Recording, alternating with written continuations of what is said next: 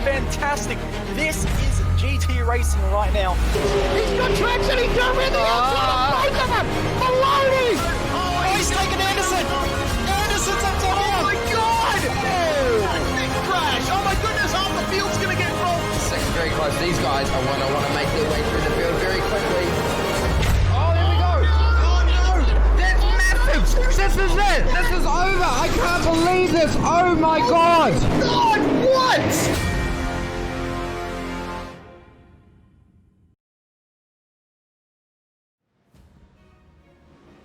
Welcome to round 2 of the Carbon Gaming GT3 E-Series. Last week was a massively exciting race from Sebring. This week, we move across the United States to Detroit, Belle Isle. Same GT3 cars, same drivers, but this is quite a different circuit. A lot twistier, somehow a lot bumpier, not a lot bumpier, a little bumpier, and the concrete canyon is a challenge for all of the drivers. Also a challenge for anyone who has to repair these cars that get in there. I'm David Haynes. Jay Kennedy's our producer once again. Cam Dance is alongside me. Cam, 20 minutes of qualifying starting right now. It's all in. We have another solid grid, 30 plus cars. How is anyone going to find space for a clean lap around here?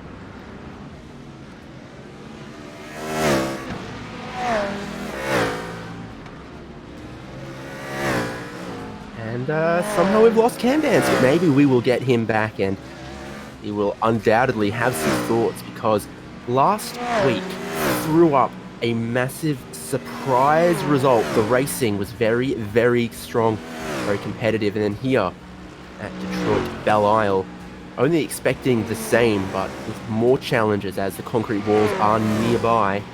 And some of the first qualifying times are starting to come in. It's a pretty quick lap around here compared to Sebring. We are definitely going to see some lap times closer into the 130s, 120s. You can see everyone struggling out there to try and find some clean space. Talk about the cars we have. Fastest time on the board so far, expect this one to be usurped by Pete Dunham in a Ferrari 488 GT3. The BMW Z4 GT3 out there, also very popular. There's a couple McLarens, and also quite a handful of Mercedes AMG GT3s as well. All of our drivers are locked into their car for the season, so what they raced last week at Sebring, they are racing this week at Belle Isle, and will continue to do so throughout the rest of the championship.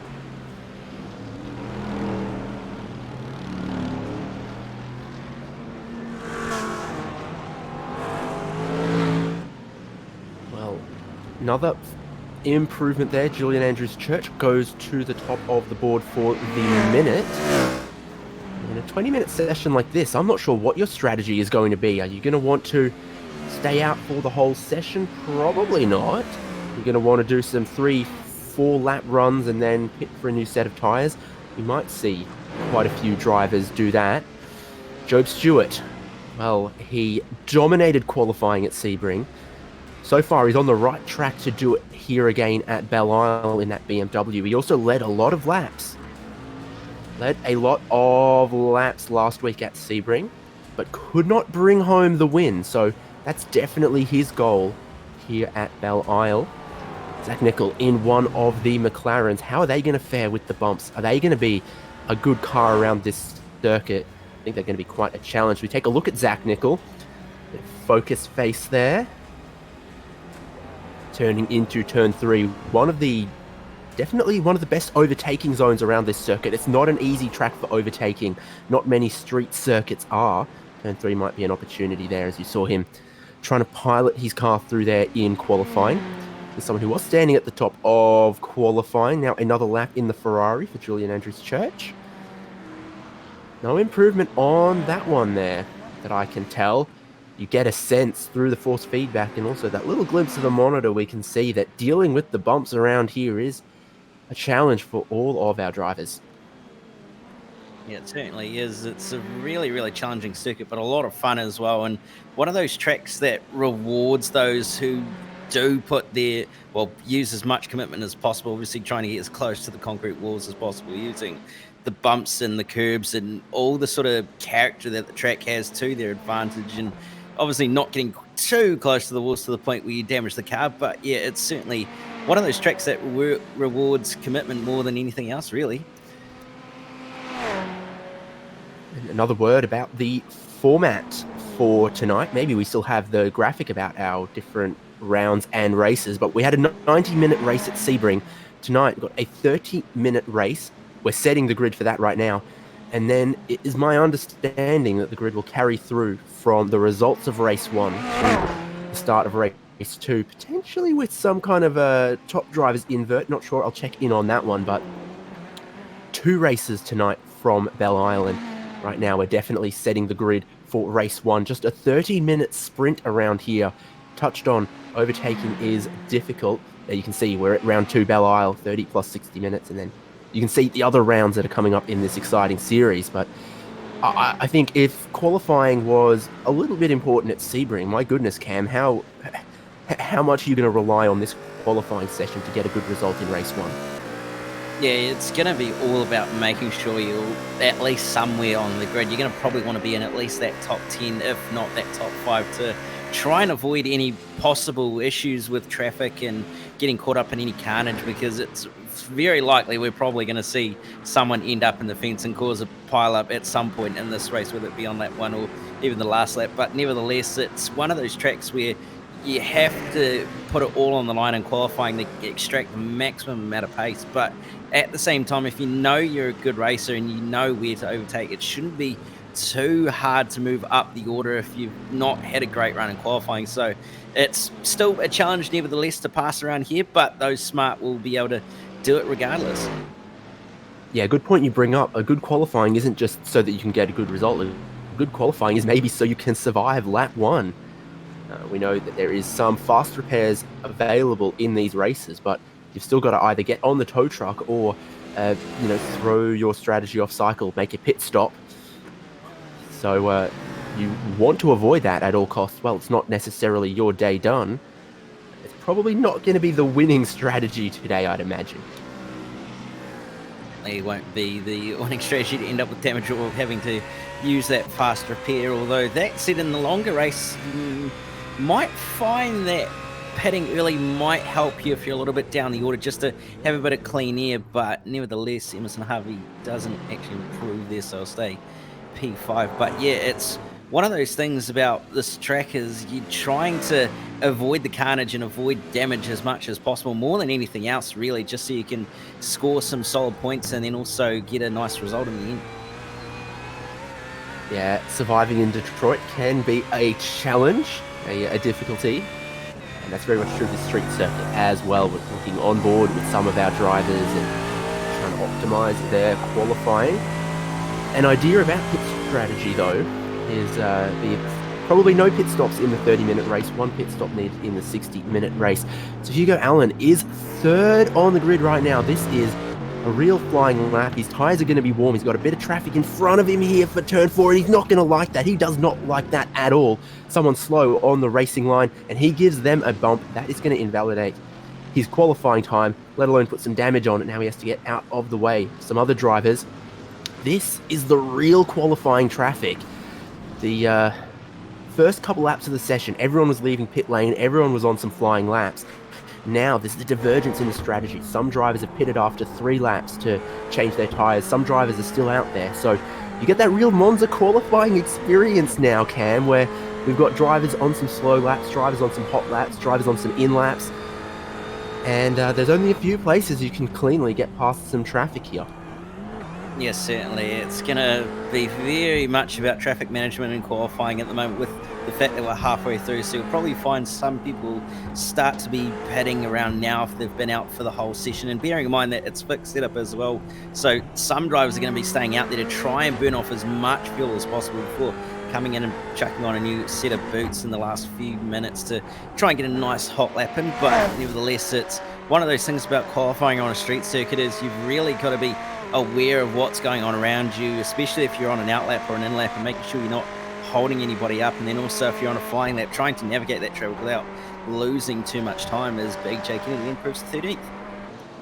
We rode on board with the Ferrari driver for a little bit. You're exactly right, Cam. You have to be alert on a street circuit. DJ Kennedy in the right place at the right time. He's made 2 pit stops in this session. Tyler Howard has made 4. There's only 1 or 2 drivers out there still rolling in the way that they left the pit lane at the very start of this session. You can tell from the pit stop times which drivers have just sort of reset their cars and which have manually driven down pit lane to get the tyres changed, which is what I'd be doing in a session like this. You're talking about burning off that fuel, and you're only going to burn off that fuel and get a new set of tyres if you do an in-lap, drive it down pit entry, and then park it in your box and leave again. So a couple different ways to approach this session about maximizing your track time versus maximizing your car performance. Matt Lupino is in the final sector of the lap. 3rd place man a week ago. He's 4th on the grid right now, so an improvement for him would be great as he gets close to the concrete barriers of the final sector. Tough is that double right-hander. I think a lot of drivers would underestimate it, but across the line goes Matt Lupino. That is not an improvement for him. He's still about 1.5 seconds shy of his best lap, which you can see is a 1:28.1, so we're all solidly into the 1-minute 30s here. Jeremy Clark is on his first flying lap since he put on a new set of tyres, Cam. Interesting to see what Jeremy Clark can do with those new tyres, but one of the things is that the track's actually starting to take more and more rubber as the session progresses, so possibly going to find that the track might be starting to grip up or might just be starting to lose its edge and starting to become a little bit more greasy as the session progresses. So it's going to be interesting to see if anybody can actually improve and whether it's got enough rubber down to be quick or whether it's just a little bit too greasy to improve. But nevertheless, we'll have to wait and see. And Jeremy Clark coming through the final sector now and getting very close to the wall, actually catching the inside curb as well. So using all the track that he possibly can. And he's left a little bit of room there in the final corner, but we'll have to see what he does when he comes across the stripe this time around, and it is not an improvement. No, about 1.5 seconds shy once again. This is a morning qualifying session, so it's just past 9 a.m. For the in-sim time. Track temperature, a very, very manageable 23 degrees, but Emerson Harvey, winner a week ago, has pulled out something in qualifying there, just a 100th of a second faster than Joe Stewart. Emerson Harvey has found the speed, found the space out on track, and there is, talking about that space out on track, about 35, 36 cars on track right now. A lap is underneath 90 seconds. That would tell you that if you stood beside the track, you'd be seeing a car every 2.5 seconds. That's how, on average, and there's got to be some clumping. I love the word clumping, and that's why it's probably so difficult to find clean space. Jeff Connell through the final sector, flat out in most cars through that final right-hand kink. There's the timing line, and no improvement on that one for Jeff Connell. And you can see if he's pushing on the outlap here, there's someone in his way, and now he's in the wall. Actually barely touched the wall on the exit of the final corner as well, so invalidated the lap, and then obviously having that car coming out of pit lane didn't really help him even more, so he's going to have to take a tow back to pit lane. Julian Andrew Church comes across the line, no improvement in there by the looks of it, so everybody's not really actually making many improvements here. Yeah, not seeing any changes in the track temperature particularly, so I think it all boils down to maybe the track greasing up a little bit, and definitely the traffic is not improving. As we mentioned, in the first half of the session, almost everyone was on flying runs at the same time. Now there's a lot more drivers on outlaps out there, potentially getting in your way. This is a face of focus from Julian Andrews Church. Down the back straight, the strand, not particularly straight, got a couple curves in it, bit of a curved braking zone for what's probably your second best overtaking opportunity of the lap. Into the fountain section he goes. Bumpy here, you've really got to get the car to the curbs to maximize the arc angle, and then another braking, turning zone. Oh, he's gone on and grazed the wall there a little bit, I think. Yeah, it certainly looked that way, so we'll have to wait and see whether he hasn't validated the lap this time by when he comes across the line. Not too far off the wall through the final corner, so it'll be interesting to see whether it was actually going to be an improvement or not. Comes across the line in 1 minute 28.6, I think it was, so not quite, but nevertheless it was still counted. I saw 147 something on my timing screen for his last lap there. Dramas for Job Stewart, dramas in turn 2. Handful of cars together. Let's have a look at what happened there, because we are getting just to the end of this qualifying session.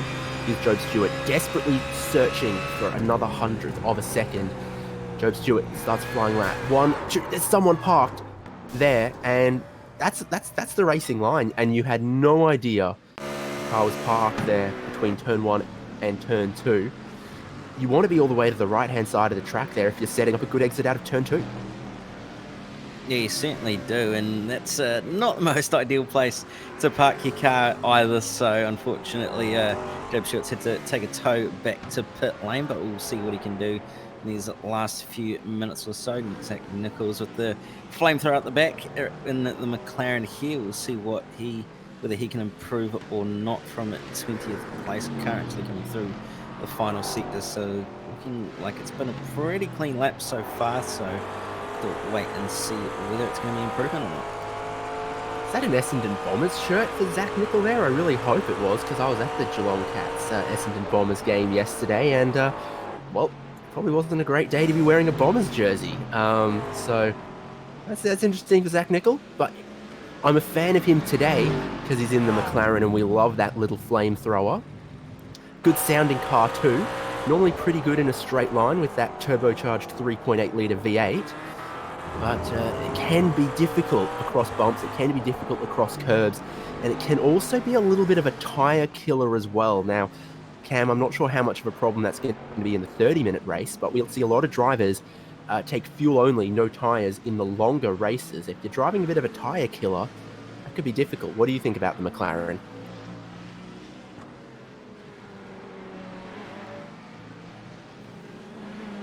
I know we might have lost Cam again, but no doubt he'll be back and we can get his great Kiwi insight once again. Final 2.5 minutes of qualifying means a lot of these drivers are either starting their final lap or maybe starting their penultimate lap of qualifying, desperate to improve with how much more important qualifying is here than any other circuit. Jeremy Clark actually got a bit of clean track in front of him. That is very, very important. Down into turn 3 now. There's going to be a little bit of traffic. First gear bouncing across the curbs of turn 3. Turn 4. This is where a lot of the traffic has been. Clean again to turn 5 as the Mercedes jumps out of the way for him. Section here, the wall on the outside comes to meet you. He's flashing the headlights frantically, trying to make sure everyone knows, hey, I'm on a flying lap here. And he'd be flashing those headlights if he thinks he's a chance to improve. He doesn't want to be impeded at the end of the back straight here, and he is going to get through to the fountain section. Close to the curbing there.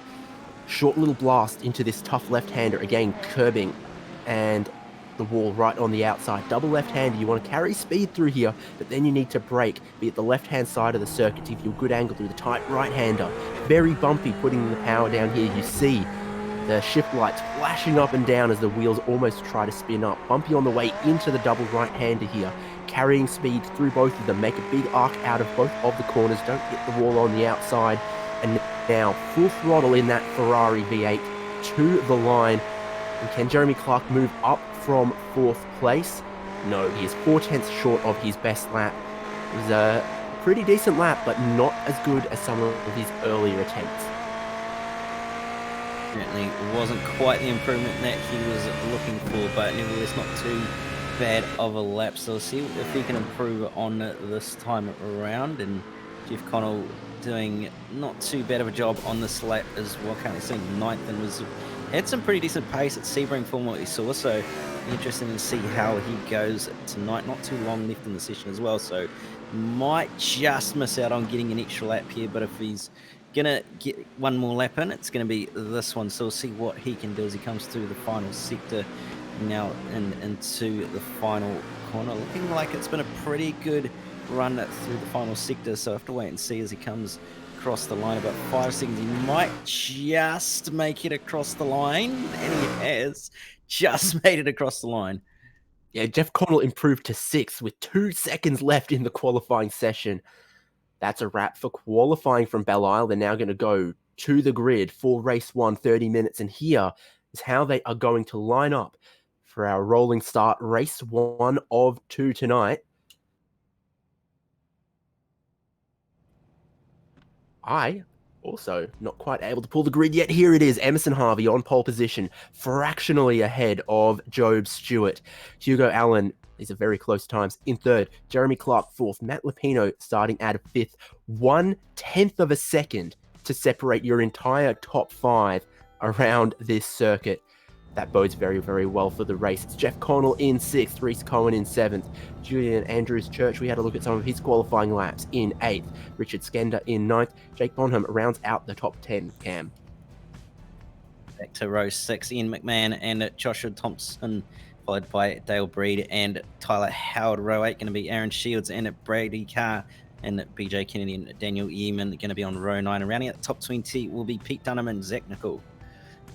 In 21st place, it's Tow Truck. Tow Truck is going to be very popular around the streets of Belle Isle. I'm led to believe that's actually Tyler Collins. Cam McDougall then alongside him in 22nd. Ben Holiday in 23rd. Dalton Ellery back in 24th position.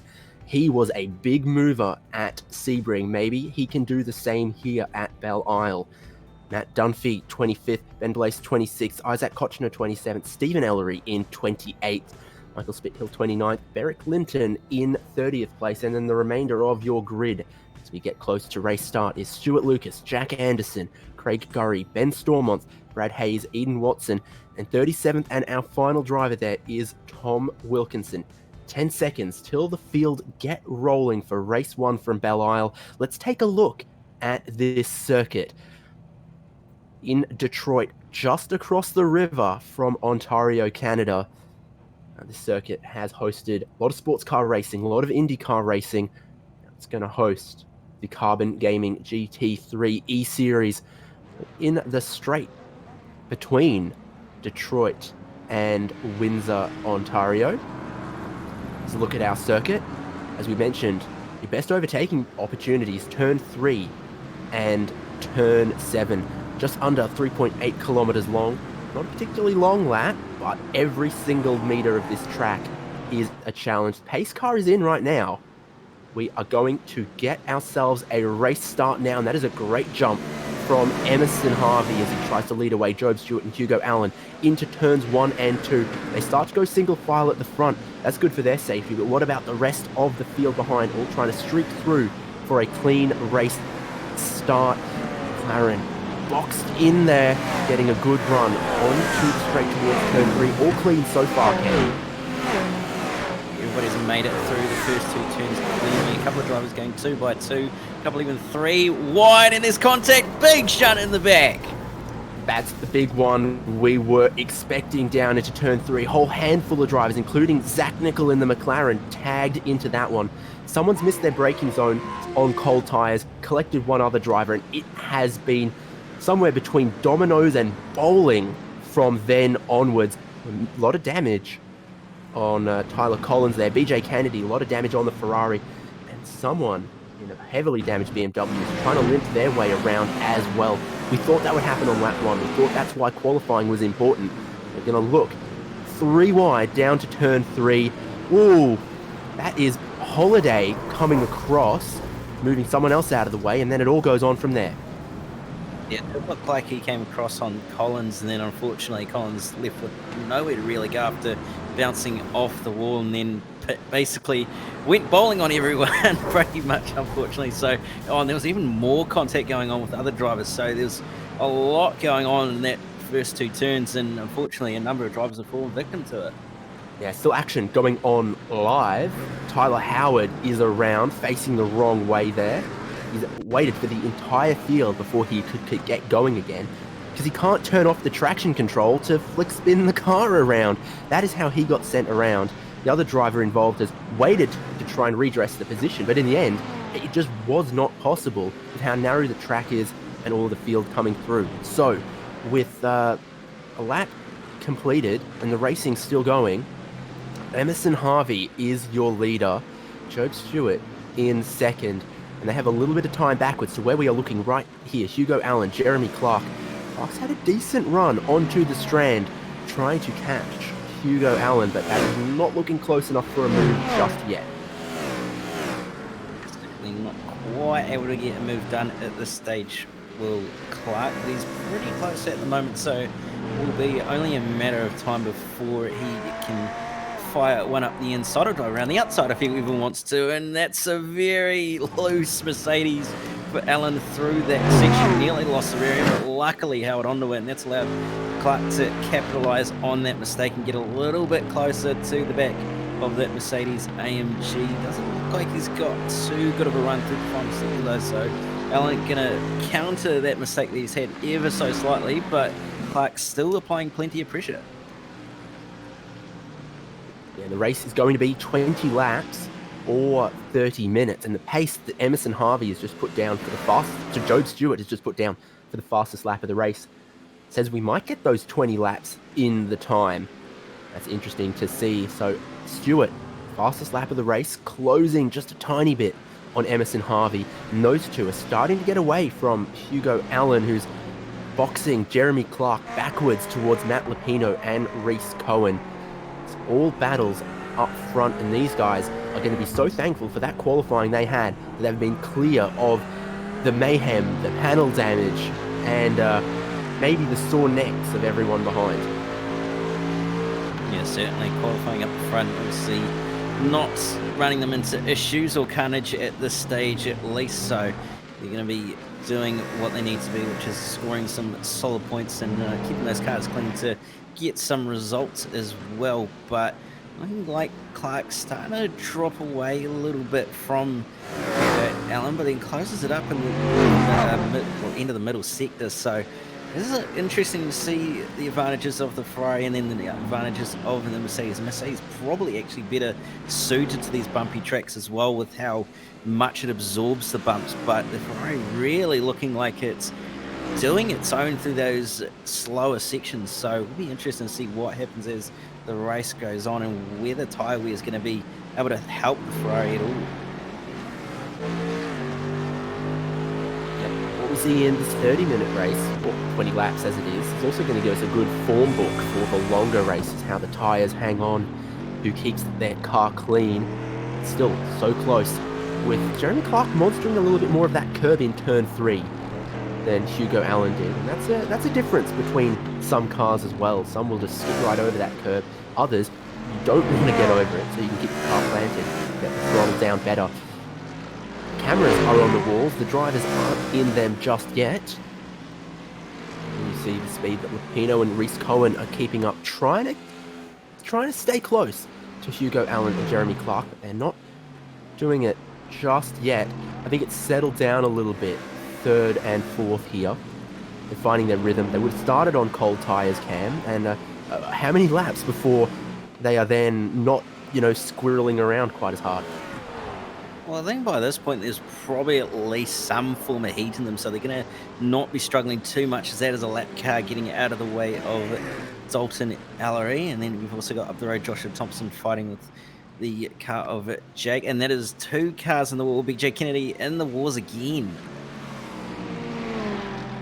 Ooh, that's tough to see. BJ Kennedy in the wall, more damage on the Ferrari. It was already not looking so great. Here is the replay.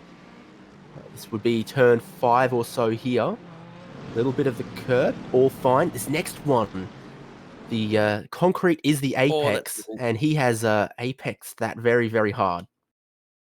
Yeah, very easy to do. And then gets rear-ended by the car behind, who just had nowhere to go, unfortunately. And obviously that inside wall, very, very easy to hit when you're trying to use all the track possible. Jeremy Clark's in an interesting place right now.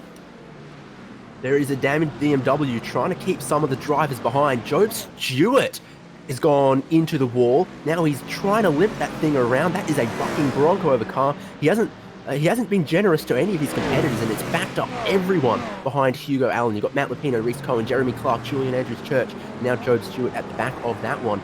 So, what has happened to your man who qualified second, Job Stewart, having a big impact on this race, having a big impact with the wall. Was he trying to get through traffic there? I think he was, based on the fact that he did have Orange contact with BMW, sorry Cam, is Emerson Harvey, and then they're trying to work their way through that car of Zach Nickel, and Job Stewart thought he was going to get the deluxe treatment, and he's only been allowed to fly economy class. Yes, certainly. He's nearly gotten away with it, and he just ended up being tagged ever so slightly, and everybody else behind is just trying to find a way on through, but it's being checked up with the fact that they've got no real really to go. So unfortunate for Job Stewart to come into the lane to get his fast repair out of the way, but that's really checked up this battle for the top three, really. Yeah, he made a 3-wide car park of everyone else in the top 10, it seemed. Stewart is going to look to get some repairs, but this is the view from Jeremy Clark on board the Ferrari. He's in 5th, looking at 4th. He's looking at 3rd, who can very, very much see 2nd place. So they take that corner that leads onto the back straight. Many a driver has hit the inside there. There's no curb. The apex is just a concrete barrier. You really want to open up the corner, make the widest arc for the smoothest power down. How much do you dare take? Yes, certainly that is the big question of how much do you take. Do you put it all on the line and risk ending up in the wall like we saw with BJ Kenny, or do you be a little bit more conservative as Jeremy Clark has a look up the inside of Reese Cohen, but just can't quite get the job done in the end? I did think there was going to be contact, but it wasn't actually any in the end, so very, very lucky to get away with that. But nevertheless, it's a very, very heated battle between these two drivers at the moment, BMW versus Ferrari. So two very drastically different cars, mid-engine versus front engine. So you'll be able to see some very, very interesting differences between the two cars. Here's Job Stewart.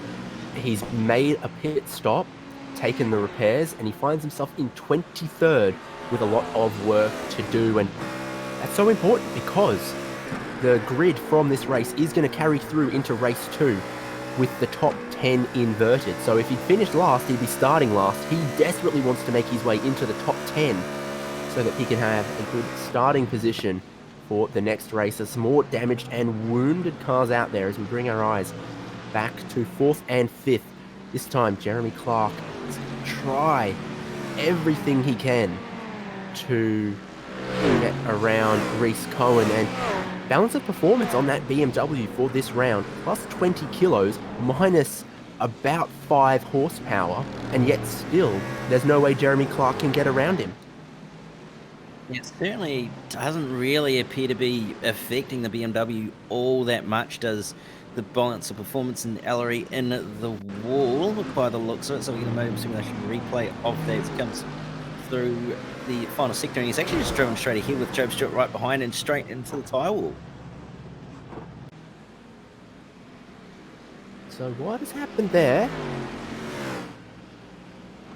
That is an interesting one for sure. So Joshua Thompson in 9th, looking at Ian McMahon in 8th. Again, Ferrari versus BMW, and the BMW just seems so much more planted through some of these corners, getting good exits that the other cars struggling to get past, despite the fact that BMW might not be the quickest in a straight line. I've also heard, and you will either confirm this, Cam, or I'd be very happy to for you to tell me I'm wrong.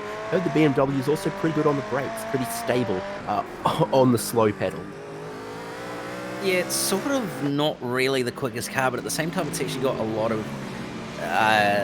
it's actually got quite good drag, so it's able to hold its own to some extent in a straight line, but also does struggle a little bit at the same time. So it's kind of a bit of a balancing act for that car, but it's also not the worst car out there. But nevertheless, it's very, very good on the brakes, like you said, and will be quite fascinating to see how it can use that to its advantage. Also, there's no real major braking zones apart from on the way into turn 3 that it can use the late braking ability that it's got, but nevertheless, it's still holding its own fairly well against everything else.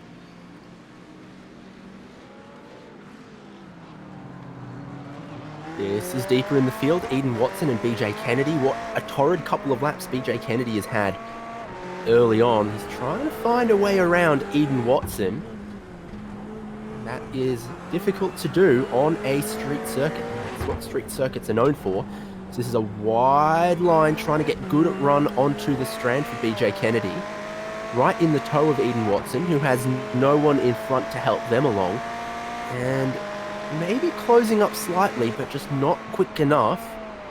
Maybe going to try to trick Eden Watson into going too deep into one of these corners. Certainly, it looks like BJ Kennedy's finding all the right pieces of tarmac, but just not the ones that are going to allow you to have an extra 5 or 6 kilometers an hour and get around. Yeah, you can see he even took a wider line, a little bit of curb there as well, with the fact that he turned in a little bit too early, but he tried to set the exit up there to try and get a decent run off the corner, but just couldn't quite capitalize on it in the end after just clipping the inside curb. So he's set himself back a little bit, but he's got a nice run here through the final corner. He's actually going to clear the BMW before he even gets to him. Yep, a lot of speed out of those two right-handers. BJ Kennedy grabs one position, but it was not easy to do. Further up the road, Cam McDougall potentially losing a position to Brad Hayes there. That is a very colourful BMW that you are not going to lose sight of amongst the concrete barriers. I like it. Yeah, certainly. Very wide. So here he is, door-to-door, BMW drag race down the back straight. The inside line is going to belong to Cam McDougall here. Underneath a Corvette bridge. I love a Corvette GT car. Brad Hayes deep again. Just keeps it out of the tyre barrier, which is also going to dent your car. You don't want to get in there. So he was brave on the brakes, but he was too brave. And McDougall through more comfortably now. The train for your top 5, though. Hugo Allen not getting away from Matt Lupino. And the Cohen-Clark battle continues on. Yeah, still hasn't found a way by Has Clark on Chris Cohen at the moment. He's been holding his own, though, so he's just sitting and waiting patiently, possibly for a mistake from Cohen, but nevertheless, we'll keep an eye on the battle. And that is Isaac Kochner in the wall, and everybody's going to have to be careful there. Yeah, he's just been padding out his CV to apply for the board of GM, because we are going to see through turn 2 across the crest, the rear gets light, and there is no saving that as he goes nose first into the barrier. Did he get a bit of help? Actually, he might have got a tag as well from some of the leaders trying to come through there. So there was a bit of a driver's briefing before the race where they said, hey guys, blue flags. No, this was a battle for position. Job Stewart trying to come through has been, well, we know Job Stewart has an incredible turn of pace, and you might have misjudged how much speed he had compared to some of these drivers down the tail of the field. He's trying to cut his way through. Yeah, probably just a minor misjudgment by Stewart. They're not expecting Kochner to get as bad of a run as he did, and that's a Mercedes in the wall. Luckily, everybody avoids it, but nevertheless, it's looking like it's going to be a nice battle. The BMW is just going to have the edge over the Ferrari at the moment on the way into the brakes, and you can just see the BMW using its brakes to the advantage that it's got as we're on board with Jake Bonham coming through the first sector, and he's not too far off the cars ahead. Not quite able to get the run on Thompson though, and Ian McMahon probably going to be able to break away from Thompson here. These guys are in 8th, 9th and 10th, and that's a very good position to be, knowing that 10th place is going to be reverse grid pole. I mean, you'd probably still go for another position here if you could, but the race finished where it is. These drivers are going to be in a very nice grid spot for race 2. Ian McMahon is backing up Joshua Thompson and Jake Bonham just a little bit. Here's a good run with nowhere to go from Joshua Thompson. The inside covered by McMahon in the BMW. Yeah, very deep on the brakes on the way into the corner there, and then just obviously couldn't quite get the power down as nicely as he probably hoped. He's lost out to Ian McMahon as a result. So McMahon going to hold on to the position for a little bit longer, but Thompson looking very, very racy at the moment. Here's your leader. Emerson Harvey had about 5 and some seconds lead.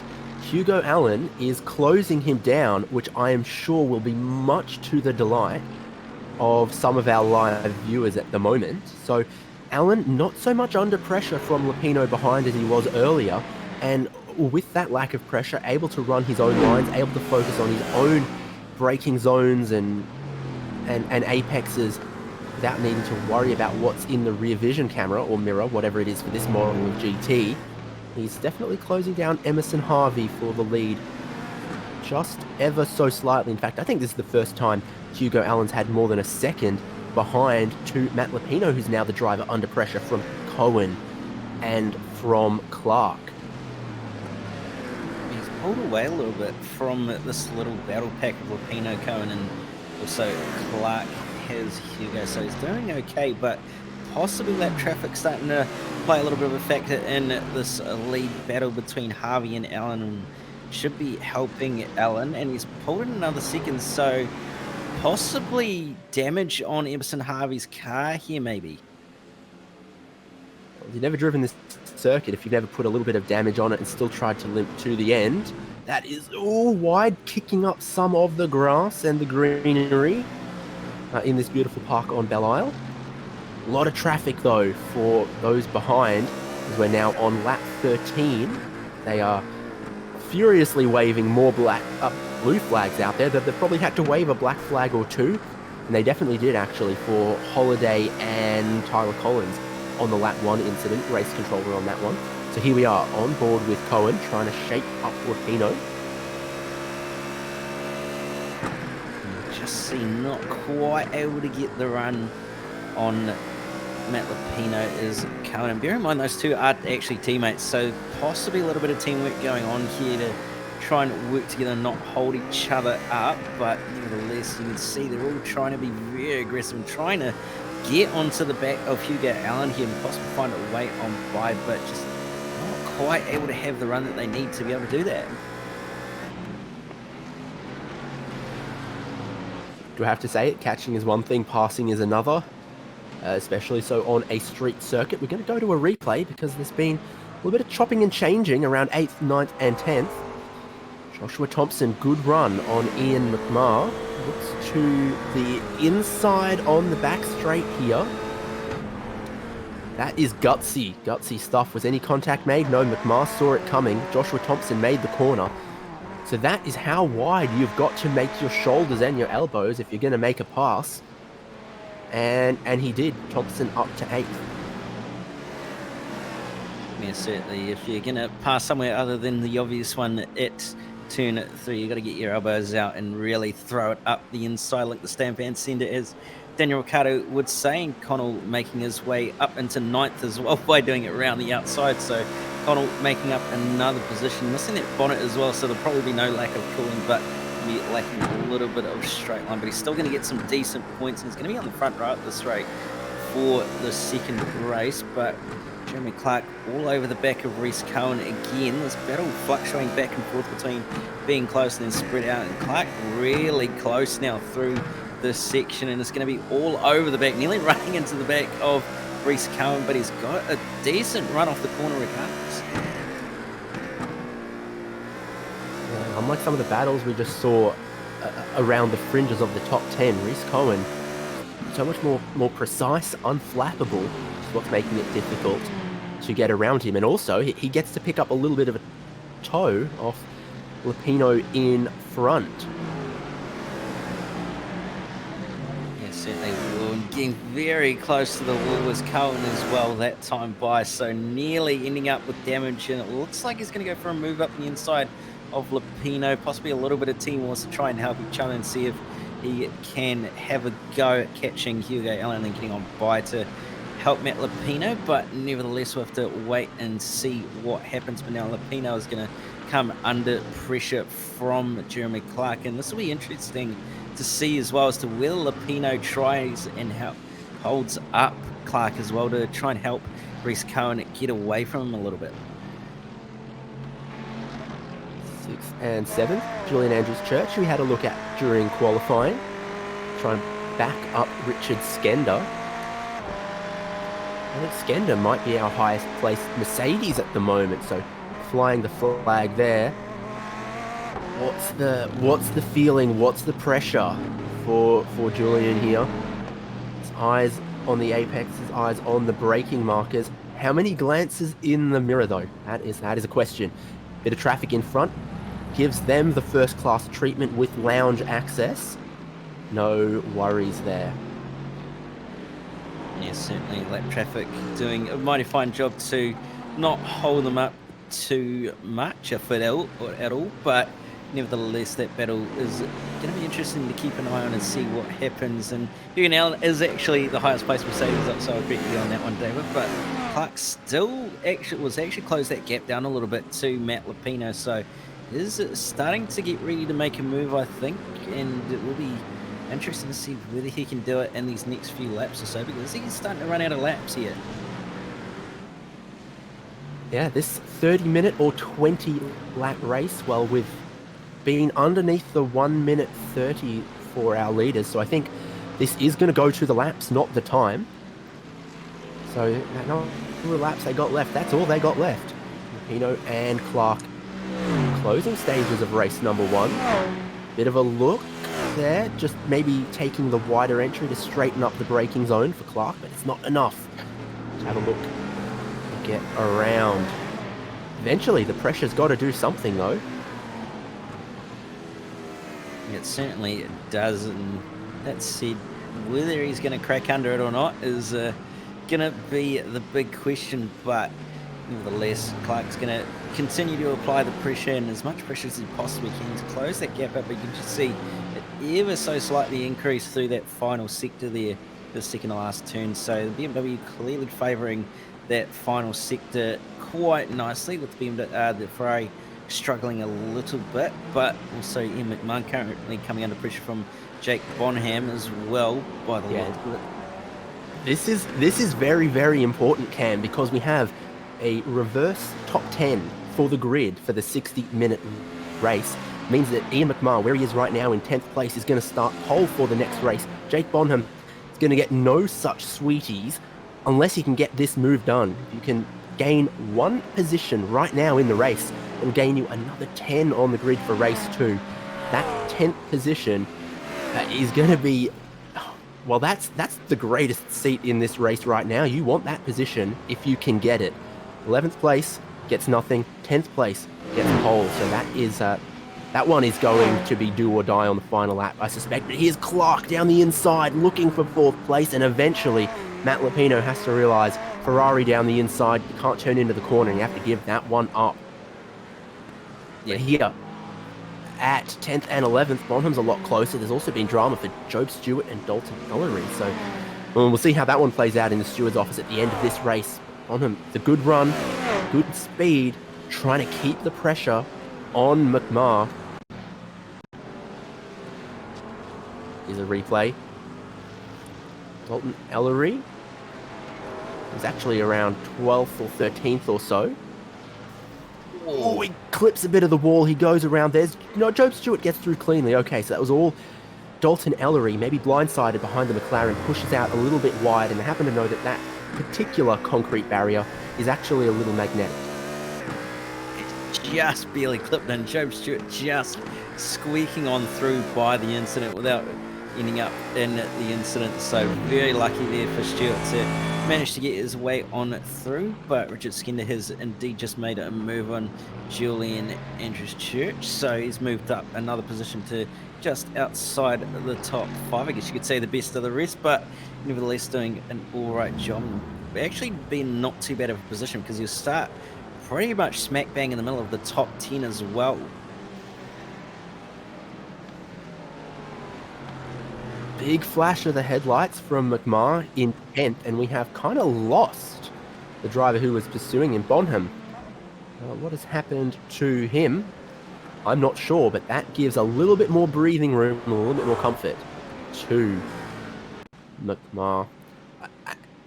And I don't think it was a crash for Bonham. I think we might have lost him, unfortunately. Yeah, possibly network problems or technical issues causing him to end up dropping it down the order and out of this race, unfortunately. Would have been all right as well, and would have ended up possibly having pole if he could have got the move done, but unfortunately he's going to have to start at the back of the next race and have his work cut out for him. But nevertheless, Reese Cohen is now all over the back of Hugo Allen. So the bit of teamwork that the two drivers have been doing, Matt Lapino and Reese Cohen working together, have managed to make it work, and they're now fighting for second place, Allen and Cohen here.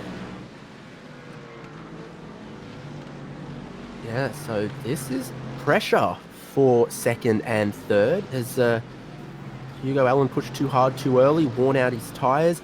Reese Cohen just very, very comfortable with his car and with this circuit. Just 2 laps to go. A lot of traffic for them. As we get further into the race, they're further spread out around the circuit. It is it's giving a good arm day to all of our marshals waving those blue flags. Yeah, they're certainly getting a workout waving the blue flags, the marshals around this track today, but nevertheless, most of the traffic doing what they should be doing and just moving out of the way to let the leaders on by. There's only 2 laps to go, so no point really trying to make any enemies at the stage, especially if you're down the order and a few laps down. So we'll see what happens here with the second place battle. Those Allen gets very close to the outside wall there through the final corner, nearly ending in tears, but just managing to hold on, and that's allowed Cohen to get right up behind the back of the Mercedes, and he's all over the back of him now as they head through turn number 2. And Cohen's going to have the advantage here down towards turn number 3. Doesn't go defensive, does Allen, and now Cohen's going to look to the inside at turn number 3, and he's going to launch it up the inside, and is barely going to make it through. My goodness, Cohen fought hard to defend that one, but then he goes just a little boop into the tyre barrier there. Cohen got in hot, might have run him out of room there. So Cohen into second, Jeremy Clark into third, Matt Lapino came through as well. Hugo Allen looks like on the final lap he's going to come around in 5th place. Leader, Emerson Harvey, well, I don't know if he knows what happened. He's going to be pretty happy with it. Dale Brader in 10th, Job Stewart in 11th. We know he took that repair. We know he wants to get into the top 10 to grab that reverse grid pole. Is he going to be able to do it on the final lap? That's one to keep our eye on. We've also got to keep an eye on our leaders as well, but so much pressure Job Stewart is going to be putting on for that 10th place. I'd send it international first class to try and get into the top 10. Second, third, he's coming under a lot of pressure. Under no pressure though, Emerson Harvey going to grab another win in Carbon Gaming GT3 ESeries. Across the line he comes. He's delighted with it. The race 1 victory for Emerson Harvey, converting a great qualifying. Reese Cohen grabs second ahead of Jeremy Clark in third. But what about 10th place? Job Stewart's giving it everything. Dale Brader parking it on every apex he can. What about the double right-hander to close out the lap? Job Stewart's going. He's looking. He's surely going to try. And there's Brader into the wall. Job Stewart through into 10th. Are the stewards going to have a look at that one? Stewart's going to cross the line in 10th. That's reverse grid pole position for race 2. But what about the way he did it? That is big old question mark, Cam. Yeah, it certainly is. It didn't really look like he was far up enough alongside to make it a fair pass at least, and we'll have a look at the replay here by Modem Simulation to see whether he was close enough or not. Got the run out of the hairpin, and then was trying to pull up alongside. Wasn't quite actually there, and then just ever so slight contact, and luckily to actually not get collected as part of that. But yeah, that's probably not going to end in his favour from the stewards for Job Stewart. There was a moment there where Brader really needed to close the door to stop him doing that. I don't think there was any overlap on the brakes going into that final corner. So, with all of that said, with all of that drama, that's just 1/3 of the racing we're going to see tonight. Here is how that finished in the 30-minute race 1. Emerson Harvey was your winner, and we're going to flick across into the warm-up for the next session, which makes it difficult to get the graphic up. But here it is, Reese Cohen second, Jeremy Clark right behind him in third, Matt Lupino in fourth. Everyone going to be a bit disappointed in our YouTube chat right now for Hugo Allen back in fifth, but don't worry, guys. He's got another opportunity in race 2. Richard Skender in sixth, Julian Andrews Church in seventh, Jeff Connell 8th, Ian McMahon there in ninth. With the penalties applied, Brady Carr gets 10th place and the reverse grid pole. And Cam, take us through the whole rest of the finishing results there, please. And then you're going to have Dale Breed in 11th, Joshua Thompson, Tyler Howard, Michael Spithill, and Pete Dunham rounding out the top 15, Matt Dunphy, Ben Blass, Beric Lunton, Job Stewart, and Daniel Yearman rounding out the top 20. So the penalty ending up with Stewart in 19th. BJ Kennedy, Jack J. Anderson, Isaac Kochner, Aaron Shields, Dalton Ellery rounding out the top 25. And then Zach Nickel, Craig Gurry, Stuart Lucas, Ben Stormonth, and Eden Watson rounding out the top 30. Few laps down, and then back to the rest of the order. Jake Bowman, Brad Hayes, William Yarwood, Cam McDougall, Tyler Collins, Stephen Ellery, Ben Holiday, and Tom Wilkinson rounding out the 38-car field. Well, we need to catch our breath. Maybe back at home you need to catch your breath as well. Race 2 is ahead of us. 60 minutes, required pit stop, maybe a safety car as well. We'll see. But you are not going to want to miss that action. We're going to take a quick break here on SimSpeed TV and all the other platforms we're broadcasting on across Facebook, potentially Twitch. I'm not sure. Wherever you're watching, grab a drink. We're taking a break, and we'll be back for Race 2, Round 2, Carbon Gaming GT3 E-Series from Belle Isle.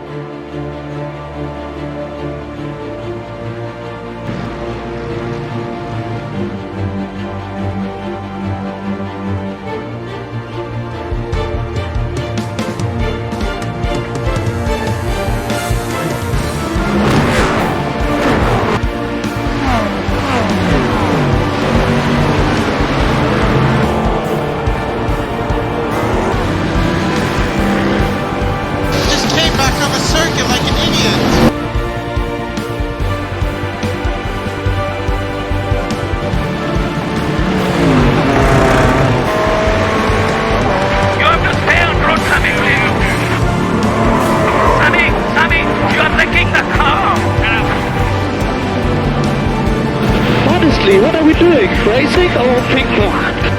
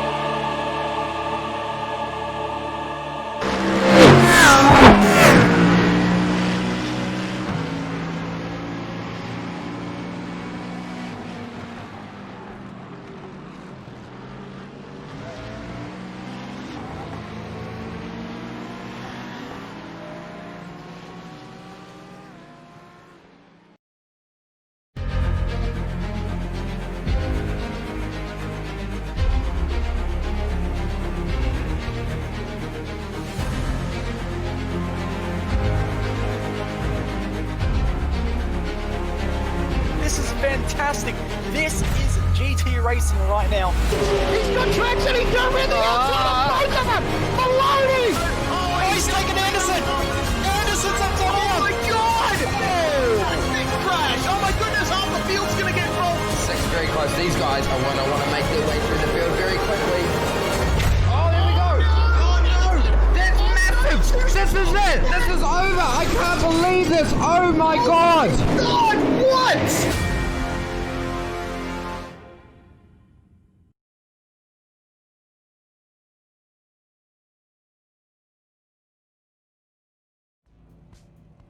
Welcome back to Belle Isle for the Carbon Gaming GT3 E-Series Race 1. No shortage of excitement for 30 minutes. Now it's time for the 60-minute race. That's going to require a pit stop for our GT3 cars and drivers. They're all lining up, and we might take... I don't know if we've got time to even look at the grid here, but it's a top 10 invert from the finish of Race 1. So the front row, well, those drivers have gotten very, very lucky with 9th and 10th becoming 1st and 2nd. Meanwhile, our drivers who were the stars of Race 1, Emerson Harvey, Reese Cohen, Hugo Allen, going to have to fight their way through if they're going to finish on the podium at the end of this one.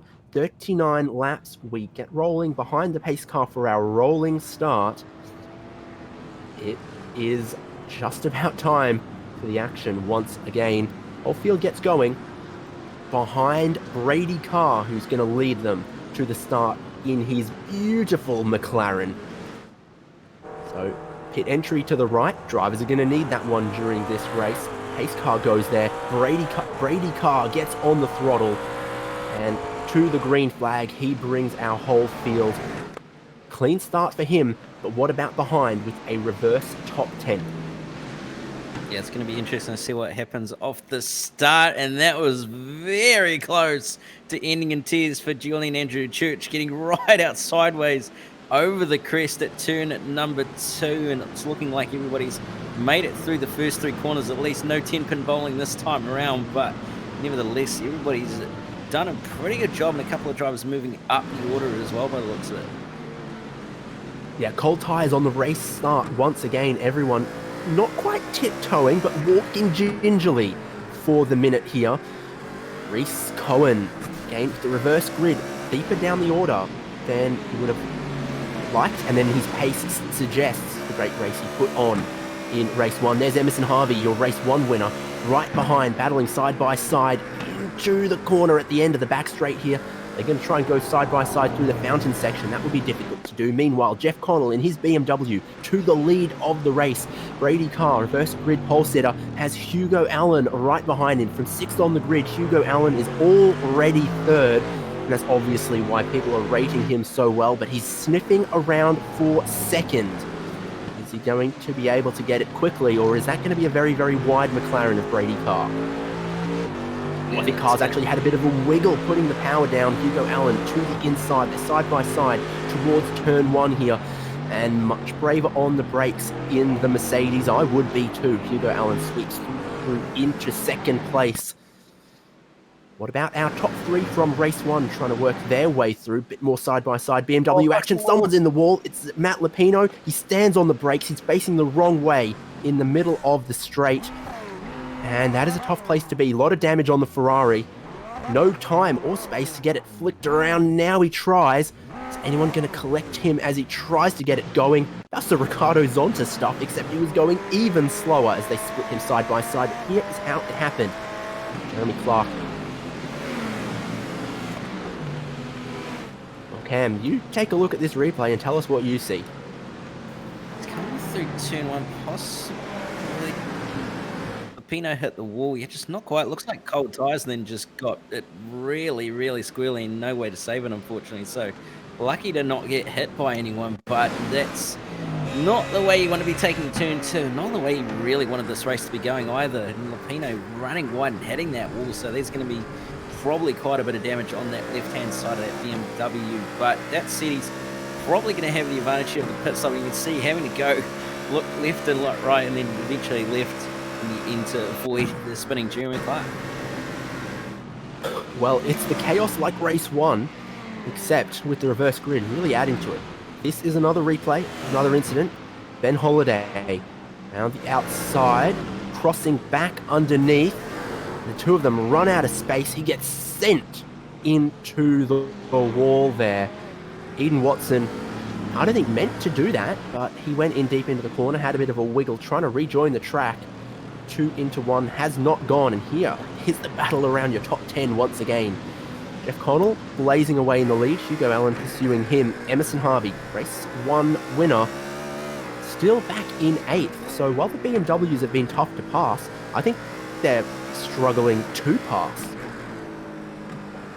Yeah, they are struggling a little bit to pass here. Obviously, not too many overtaking opportunities, but you would have thought they would have moved up the order a little bit quicker and a little bit more at this stage of the race, but possibly just biding their time and possibly waiting to see what everybody else does. Maybe even waiting till the pit window opens to try and do a bit of an undercut strategy to get into clean air and then move their way up the order that way. But nevertheless, we'll have to wait and see what happens and whether they're going to be able to make their way up the order a little bit quicker.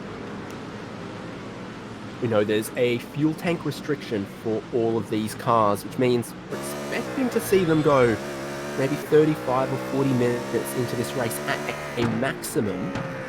That would mean that you can't pit and get to the end until we're at least 20 minutes into this race. So there ought to be a 20-minute pit stop window in the middle of this race.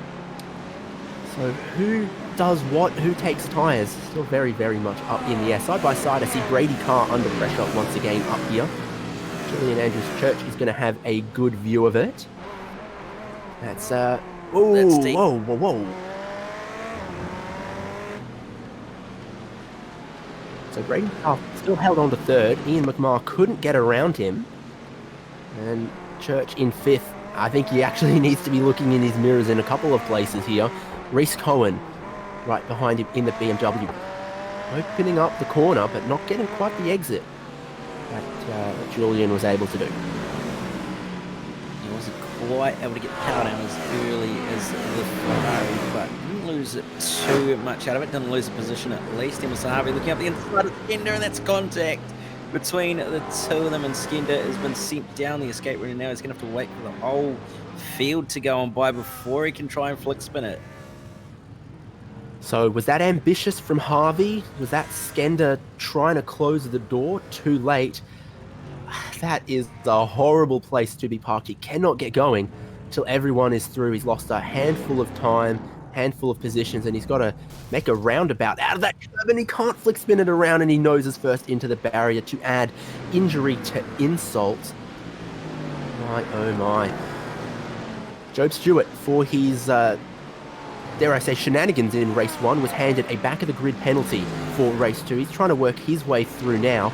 Like he had to do in race 1, and hopefully he can do it cleaner in race 2. He's got twice the time and a little bit more strategy to try to work his way forward. Hopefully that helps him be a little more patient. He's not trying to be too patient. Zach Nickel alongside him door to door. What is Nickel going to do? He's looking in the mirrors. He's looking across at the other driver. You can see the other car, and Nickel decides it's too early to play with fire. Yeah, probably not a bad thing to let Stewart on by as well. Harvey's in the wall. Follow him. Emerson Harvey has had contact somewhere with someone dropping back. This might have been with Reese Cohen. That's huge for your race 1 winner, getting tangled up.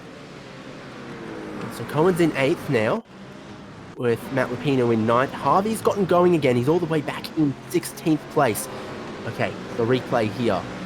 Cohen, bit of a wiggle. Right behind him at the moment is Emerson Harvey into turn 4 here. Looks like there might be a concertina effect. No, he dives down the inside. He's at the inside, but does he just push a bit wide? Send Cohen around. Cohen's got the space to recover. If Harvey was at the apex there, I think that was a fair move, but if Harvey went for that dive, pushed wide, then I think that's been too ambitious. Yeah, you're probably about right on that. It was hard to tell on whether it was ambitious or not from that angle, but it did sort of look like it wasn't going to be in favour of him with how late he decided to throw it at the inside. So unfortunately, race 1 wanted dropping down the order, and Clark dropping down the order even more by the looks of it, so not too ideal for Jeremy Clark with possibly more issues. Stop BMW to the left. Haven't yet picked up who that might be. They might be a lap down. So a handful of drivers on pit road. They've got a fast repair, as is very well demonstrated by Brad Hayes. Kind of looked like inflating a balloon. Every panel was pushed in and then suddenly poof, out it goes. So that's still going to hurt him going off strategy. But now he's got a clean car to attack, maybe make some passes, maybe benefit off a safety car.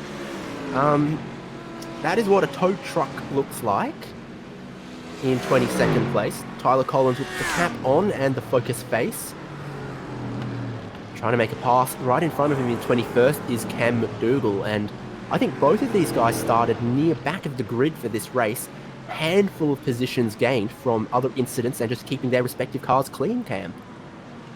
Yeah, it's pretty much what they've been doing. They've just done exactly what they needed to do, keep it out of the concrete, and they've managed to rise up the order as a result. So they're not doing too bad, just got to keep doing it for the rest of the race, and then they'll probably make it even further up the order as Shields is all over the back of Pete Dunham here, nearly running into the back of him twice, possibly a little bit of bump drafting involved as well. Now Shields going to look to the inside of Dunham as they head on the way down to turn number 3, draws up alongside him on the brakes and gets on through, and now that's going to be in 2 positions lost for Pete Dunham there as the Audi actually backs out. Aiden Yeaman had a look but decided better of it.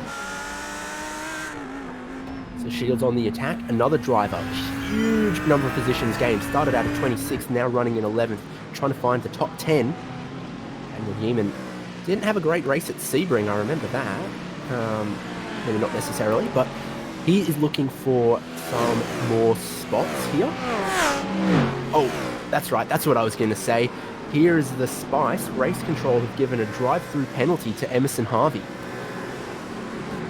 So Race Control clearly thinking Harvey at fault for the incident, so probably was more on the ambitious side than anything else by Race Control's standards. So he's going to drop down the order here with the fact that he's got to drive through the pits, and that's going to mean he's going to have to do 2 runs through the pit lane as well. The fact that he's not going to be able to serve that driver through as I eventually get there, and then with his pit stop, and that is a car into pit lane by the looks of it. Michael Spiegel. From, well, he was in 8th or 9th or so. Not quite sure. Is he, maybe he's grazed the wall, bent the steering, and he's decided that needs fixed. No tyres going on there. He might just top the fuel tank up while he's there. Yes. The action's been non-stop, but now we look to some of the little battles starting to form up. 9th, 10th, and then what a train here behind Pete Dunham as well. Daniel Yeaman wants to get through. Emerson Harvey is in there, get to serve his penalty. If it's actually been formally awarded to him yet. Job Stewart is in 14th place at the back of that train, and we know he's been aggressive and not backwards at coming forwards, as they say. He's starting to make his way up the order nicely at the moment. Got a little bit of damage on the bonnet by the looks of it, so there's obviously been contact in the first 10 or so laps. Well, we've done 8 laps, but the first 10 laps at least, so he's not had a clean run, but he's at least made his way up the order over the course of these 8 laps, so we'll see how high he can get up as the race progresses on. As just side by side, battle side by side for the position. Dale Breed just having to back out of it in the end and lose the position to Aaron Shields. So Shields now inside the top 10 after that. Yeah, indeed. So this time, a move gets made on Brader down the inside of that corner, and he does not get hit. Yeaman grabbing a position off Pete Dunham. So this train... Oh, no! Did he do that himself? Did he get some help? Pete Dunham just keeps it off the wall. I think he might have just got a little bit of assistance from behind with the way that he just suddenly spun, but we'll look at the motor simulation replay here as they come through across this stripe this time. You can see Yeaman all over the back of him, looks up the inside into turn 1 and manages to get the move done nicely, and then you're going to have Skender right up behind, and yep, a little bit of help there, unfortunately. Yeah, call that a boot. But this was some great driving here in reverse. Just with a little bit of steering angle to not slam into the wall. So hopefully he'll get back into the race. But that was tough to see. Further up the order, Tyler Howard, Julian Andrews Church, one of the drivers very generously providing their webcam to our broadcast. Really adds to some of the excitement. And he has keeping a bit of pressure on Tyler Howard here, who's faster on the last lap. He's got to worry about the team action with Reese Cohen right behind him as well. He's sandwiched between some teammates. He certainly is in between teammates at the current time. That's traffic in front. Traffic in front, so lap traffic already starting to play a little bit of havoc here with the fact that there are only 10 laps in, so going to be interesting to see what happens later on in the race when there's even more traffic and whether it's going to spice this race up a little bit more. But nevertheless, Andrew Church doing a fairly good job at the moment, holding on to the back of Tyler Howard.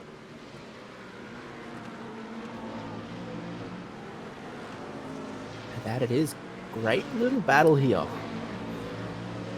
for some good points in this race. Lap 10 of 39. If we keep up the pace like we had in race 1, we will go to that lap number rather than the 60 minutes time. We'll end up at about a 58-minute race or so. See exactly how that goes. Brady Carr, man, he got a very big free kick with that top 10 invert on the grid. He's done pretty well to keep it clean, keep it in third. Here comes Ian McMahon right behind him. Maybe give him a little more to worry about. More positions lost for Brady though, Cam. You're not quite sure what's going on for Dale there, but we'll get a modem simulation replay of what has happened as they come off at the back straight and into the fountain section. Yemen all over the back of Dale here as they come through this fountain section now, and all traffic. A bit of traffic getting involved here, so he's had to run wide right out into the marbles actually, and that's caused him to lose about 3 for 1. So unfortunately dropping down into 13th now is Dale Brew, but nevertheless he's done all right to at least keep it out of the wall for the meantime. And a real quick look back at who that could be. Might be Jake Bonham. But nonetheless, yeah, the traffic sort of forced him offline, and once he was offline, a handful of drivers decided they wanted to jump on through. This is where we were looking at earlier, and Reese Cohen putting the heat onto the Ferrari. He's closing down the back straight as well here. That's some good straight line speed from the Beamer down the inside. No warning given. Great move, Reese Cohen. Julian Andrews Church, not much he could have done with that one. Does that seem about the same facial expression as before? He doesn't seem too disappointed, but he definitely doesn't look delighted. Yeah, certainly the concentration face is on at the moment for Julian. No real reaction, I guess you could call him the Iceman, with the fact that there's no real immediate reaction to losing a position, but nevertheless he's doing a reasonably good job at the moment. He's just focusing on keeping out of the concrete and scoring points at the end of the day, which is probably what you want to be doing, especially around this track where you've got that high risk of having your race ended early, as we've seen with other drivers as it comes through turn 1. Isn't exactly losing a huge amount of time, but isn't going to be gaining any by the looks of it. Here's Emerson Harvey, race 1 winner. Probably your points leader at this moment. I'd need to get that one confirmed, I guess, but certainly he's right in with a shot at this championship. He's back in 11th. And I do believe with a penalty looming over his head. Whoa, they're going to make some positions there off Aaron Shields. It was wide. Yemen and Harvey go through. And he's not going to let up the pressure. Emerson Harvey's putting on the Audi of Yemen. Oh, a lot of the Audis out there. So good on him flying that 4-ringed flag. Interesting, there isn't actually more Audis out there. I know it's one of those cars that's more tailored towards those who can like a little bit of an aggressive car. It doesn't really lend itself to being the nicest car in the world when you lose the back end, but nevertheless, it is a little bit odd to see a lack of Audis out there in this series at least, but nevertheless, he's still doing a really, really good job in the 4-ring car nevertheless. Certainly. So this is now the train for 9th. Eamon started this race in 20th, worked his way up into 9th. Some of those positions he's got are from people like Emerson Harvey, who've gone backwards by going sideways. Eamon just keeping him behind for the moment, but you can absolutely tell that Harvey has a little bit more pace in some places. He maybe could have made the pass on the back straight, but only if he was a millimetre closer. Speaking about millimetres, how close did Yeaman want to get with that wall on the exit of turn 2? Audi's still looking pretty factory specification for him at the moment though, so precise driving being rewarded. As I say that, he misses the apex at turn 3. It's not enough to make an opportunity for Emerson Harvey.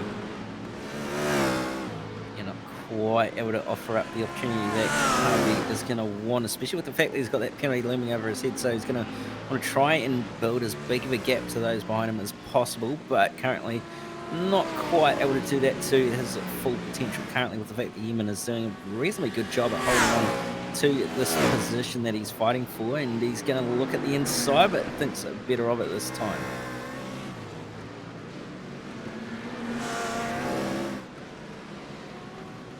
Here we are, lap 13, 39, 21 minutes into the race now. I think there are some fuel-efficient drivers who might be able to stop now and get to the end. I don't know if you want to do that, put yourself back in traffic around a circuit where overtaking is so difficult, but it's an option for some of our drivers. Maybe some of those further down the back will consider it. The biggest fuel tank, though, in this race belongs to those McLarens like Zach Nickel. More dramas. BJ Kennedy, he's missing, it's not the bonnet, but it is a front cover on that Ferrari. Is it a frunk? I guess it is a frunk in this case, but we'll see what happens here as he comes through the double left.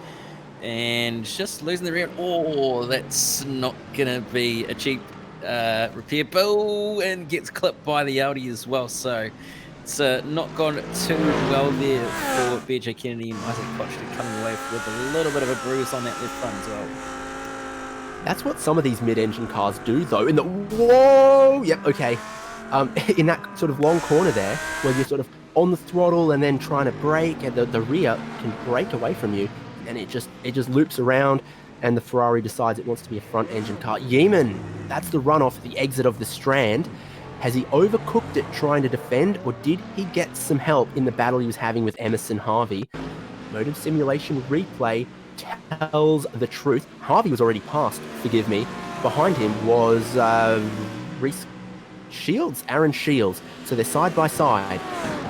Oh no. Oh. Skating into the runoff there. A little bit of side-to-side contact as they're on the brakes. And I said earlier, curved braking zone, it again makes it tough to read who moved into who, really.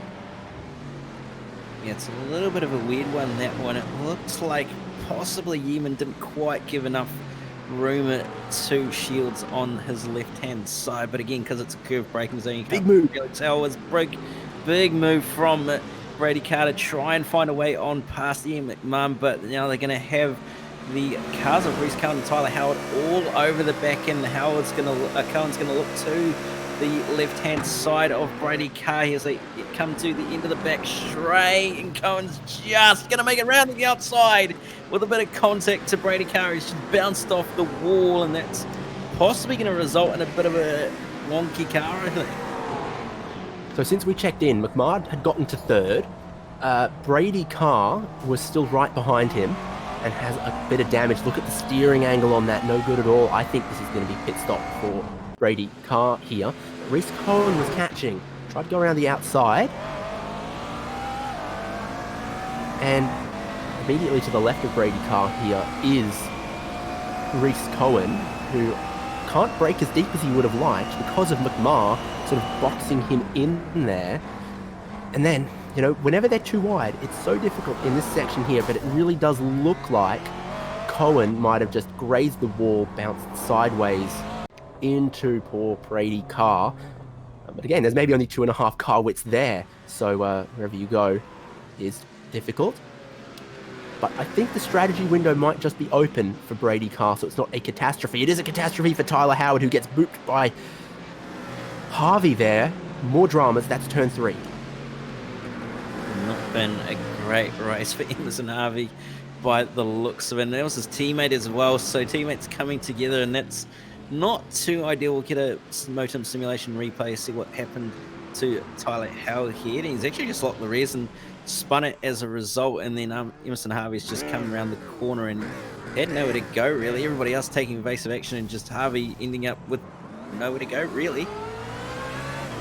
Yeah, I mean, you feel for him there, because he was broadside on the racing line. He just needed to get a couple meters forward to get off the racing line.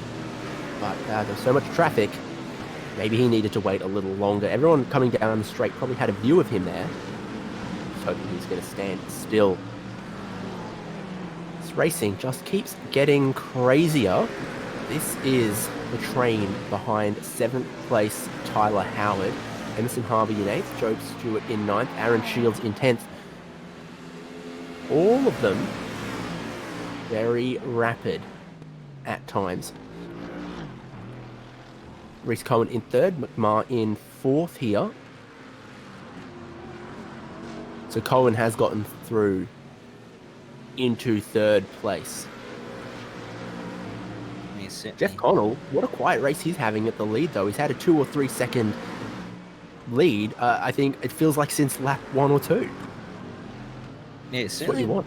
Yeah, pretty much it's been a very, very quiet race from him, although he's done exactly what he needs to do and really is running a perfect race at this point. So if he keeps going the way he is, he might actually be able to win this one, which will be probably a bit of redemption from what happened at Sebring. But Jeremy Clark comes into pit lane by the looks of it. Brett Clinton also in the lane, and now this is getting very heated. Is it going to be side by side, the 3 teammates all going at it? They're going to be nose to tail, nearly making contact with each other, but all coming out the other side at the moment. Tyler Howard leading the train, or Matt Lapino leading the train just ahead of them, and then you've got Howard, Stewart, Harvey and Shields all in this little pack with Dale Breed not too far behind.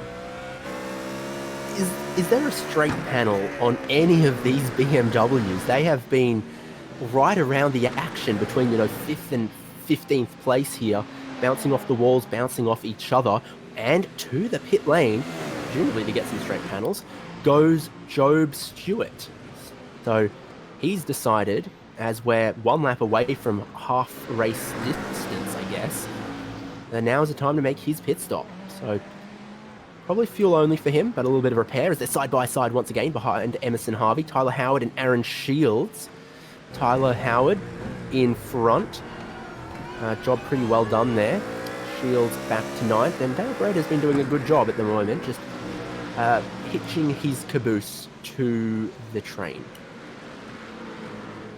Yes, certainly. It's going to be quite interesting to see what happens with Job Stewart here as he's just exiting the lane. So whether everyone in that pack decides to come down into the pits this time, bite it in reaction, or decides to just stay out a little bit longer is really going to be the big telltale sign of whether there's actually going to be any gain for Job Stewart as he's coming in on a little bit of traffic here. Leader in the lane, actually, as well. So Jeff Connell, yeah. So, yeah, very right there, Cam. Pit stops put him in a little bit of traffic. Someone's going to be screen capping that where it shows Hugo Allen in the lead. But Jeff Connell making his pit stop, so's Reese Cohen. A lot of drivers have decided now's the time to refuel their cars. Most drivers taking fuel only, but maybe there'll be someone who thinks a new set of tyres might help them in the final half of this race. Look at that. They're all coming down on the lane now, Cam. Jeff Connell is away, no tyres. Reese Cohen away, no tyres. Looks like everybody's taking no tyres. Probably not really much to gain from taking tyres either, with the fact that there's not that many laps left. It's only about 20 odd laps or so. So not really going to be much to gain out of taking the tyres, but who knows? We have to wait and see once the field has been cleansed, and we have to wait and see what happens here, whether Job Stewart's actually going to gain anything over his teammates in the group that he was battling with, as they're still in the lane. And it's going to be fairly close. Stewart has actually come out ahead of both of them. So, Emerson Harvey, ever easy to spot in orange, right behind Job Stewart. I'd say just over half of our field have pitted at the moment. Your top 4 haven't. Then 5th place, Jeff Connell has. And then looking like Reese Cohen, Brady Carr, Matt Lupino. Here comes McMahon to the pit lane as we're now lap 20 of 39. We've just also crossed over 30 minutes as well. So keep your stopwatches out if this is going to go time certain or we're going to get in a full 39 laps. It was advertised as a 30-minute race and a 60-minute race, and when we have an official lap count that we're racing to, works out as pretty much dead on 30 minutes and 60 minutes. Field in the process of being cleansed still. Very marginal as to whether it's going to be lap count or whether it's going to be time-based, but probably going to be lap-based, I think. Barely just under just under 58 minutes probably, but McMahon comes out just ahead of Lupino as well, so McMahon not losing out too much. Brady Carr ahead of them, so looking like we're going to have a decent little scrap on our hands in the later part of this race for these minor positions just inside the top 10. I only see one driver who I can definitely say took tyres, and that's Tyler Collins in the 16 car back in 25th. So everyone else deciding with slightly old tyres you can still defend around here, and track position is king. Look at this battle here. Dale Brader finds himself in. He's in front of Tyler Howard. But behind, Aaron Shields.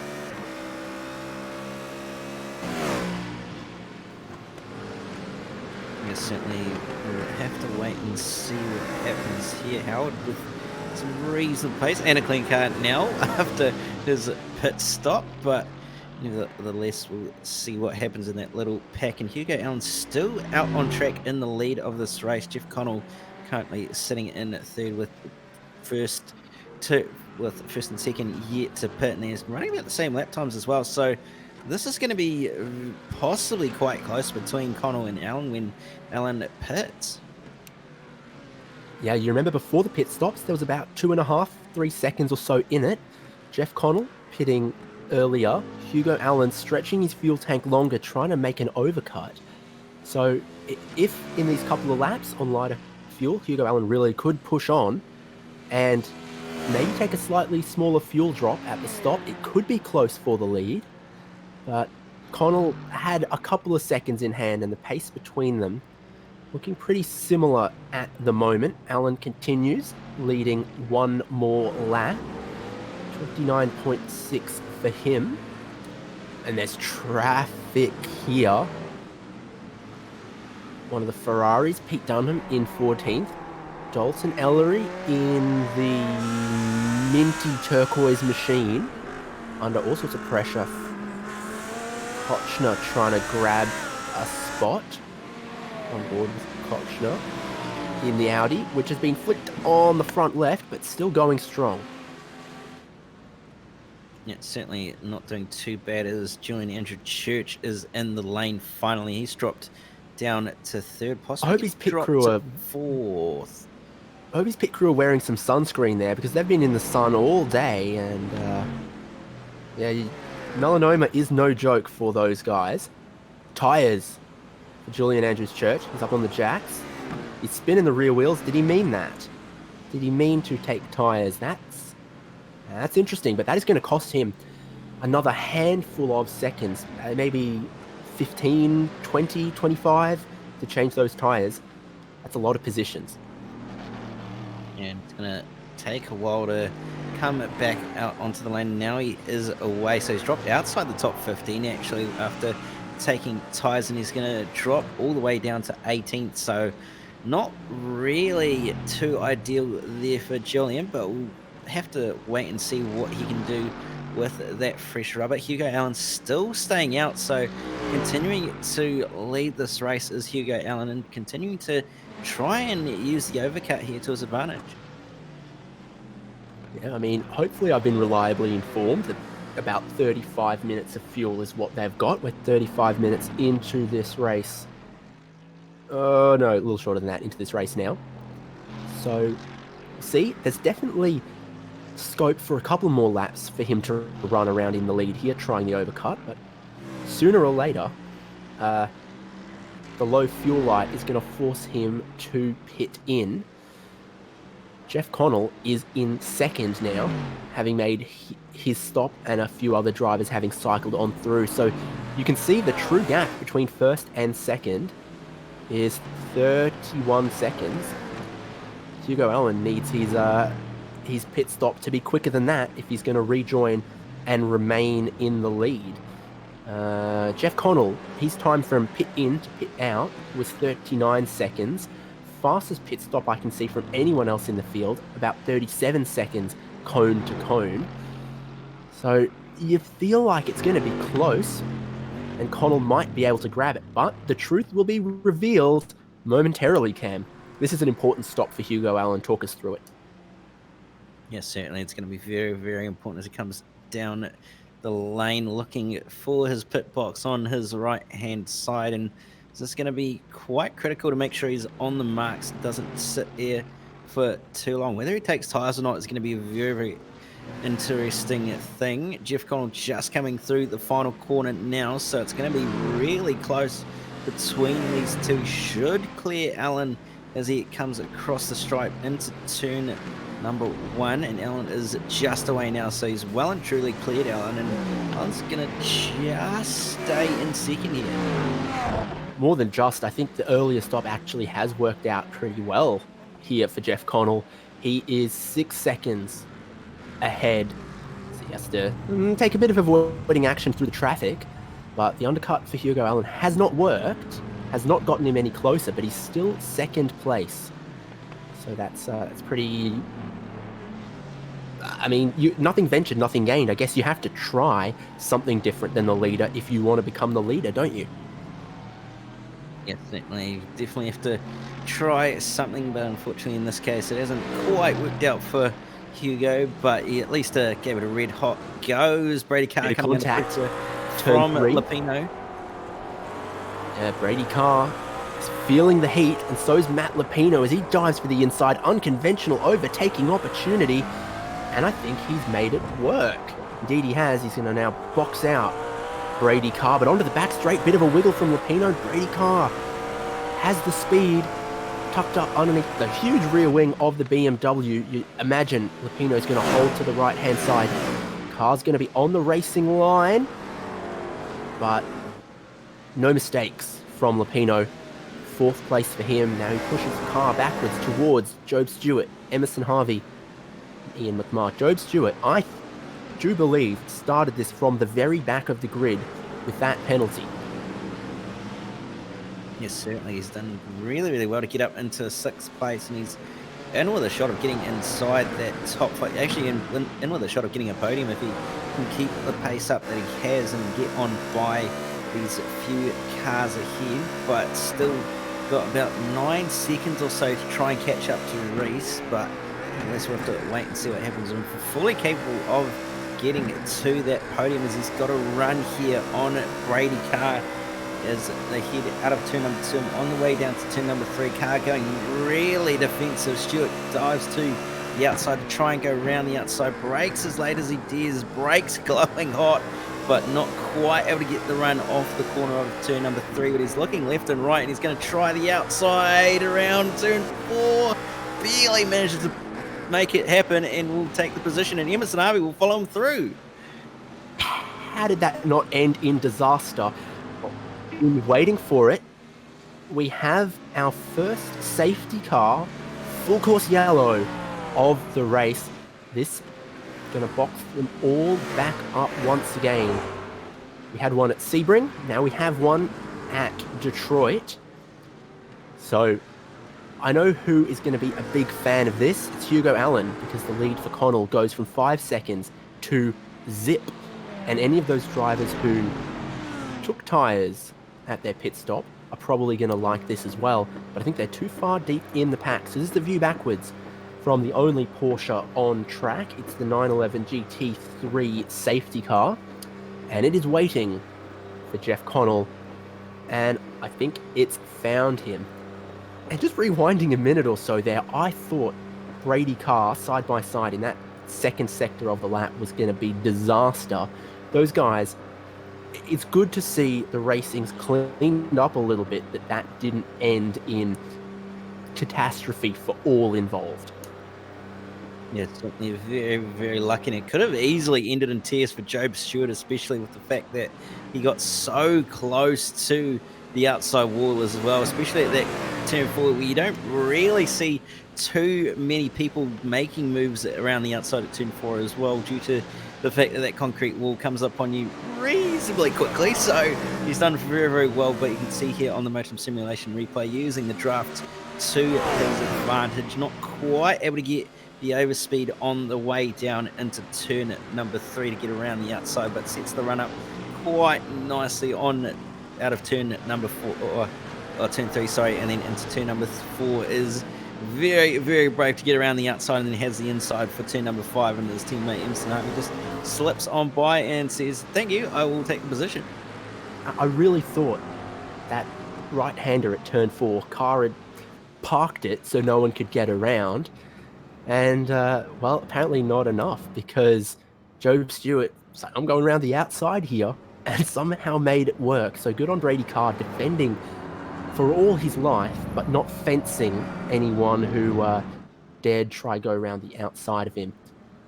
We're at safety car speed, which looks like about 80 kilometers an hour at this circuit. There is that Porsche. Jeff Connell immediately behind, then Hugo Allen. Couple of lap cars getting waved around at the minute, and I tell you what, when we go green after this, that's going to be great for our lead battle, because for a handful of laps there's going to be no traffic for them, and that might give us a very, very exciting end to this as well, Cam. Hugo Allen right at the rear diffuser of Jeff Connell.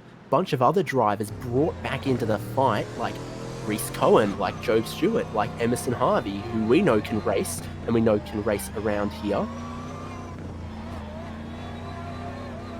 Certainly going to be very fascinating to see what happens here in terms of the lead battle, and this will really help someone like Job Stewart, who had that massive gap back up the order, and then obviously with the safety cars bunched it right up, so he's going to be in a prime position. This is going to help also Julian Andrew Church as well, so with those new tyres as well, so a number of people benefiting from the safety car, and a couple of people are going to be benefiting as well with the fact that there's going to be a much smaller gap to the cars ahead.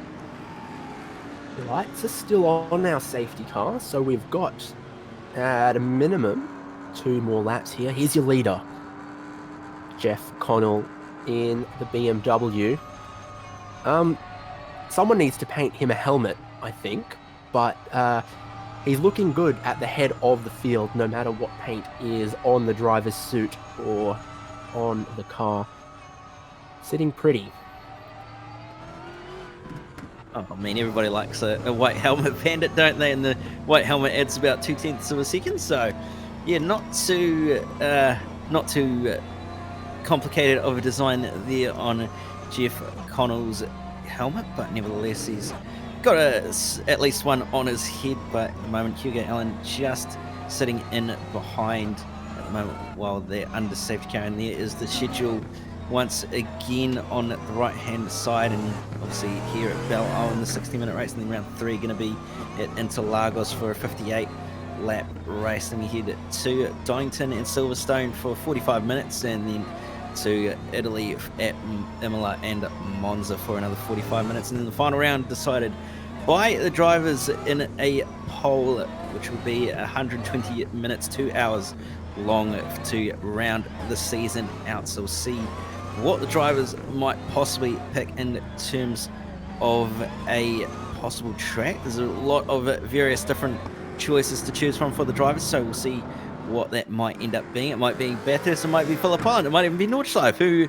knows? There's plenty of possibilities, but we'll have to wait and see when that comes around. But it's going to be very, very interesting of a season with a number of various different tracks, and a number of different tracks giving it different advantages to different cars as well, with the likes of Belle obviously favouring the likes of the Mercedes and the BMW, and then you're going to have places like Donington and Silverstone or Interlagos, which might not quite favour those cars with the straight line speed. So we'll have to wait and see what happens in the later stages of the championship. But with the fact that it is a short championship, points are going to be quite critical as they are in any championship, but even more so with the fact that there is a lack of rounds and races to try and recover any points losses. But nevertheless, we should be not too far away from going back to racing, with the fact that we should be one to go this time by. Yeah, hopefully we'll keep an eye on the pace car as it crosses the start-finish line. Got a nice little yellow bar on top, which extinguishes right now. And Jeff Connell backed the whole field up as if he thought there was a chance we were going to go green this time around. It didn't. He's caught the pace car back up. But now the lights are off. One more 3.8 kilometer tour around here. Race control have been busy waving lapped cars around, making sure our order is correct for our race start. And it looks like it is. Emerson Harvey still with a drive-through to serve, I believe. He's been back and forth with race control now. Can I serve it under the pace car? Race control, obviously, very sensibly saying no, only under green. So, I mean, imagine if he'd served it before the safety car, then brought back into it now. In the final dying breath of this race, 15 minutes, he's going to have to serve a drive-through penalty. That's catastrophe for Harvey.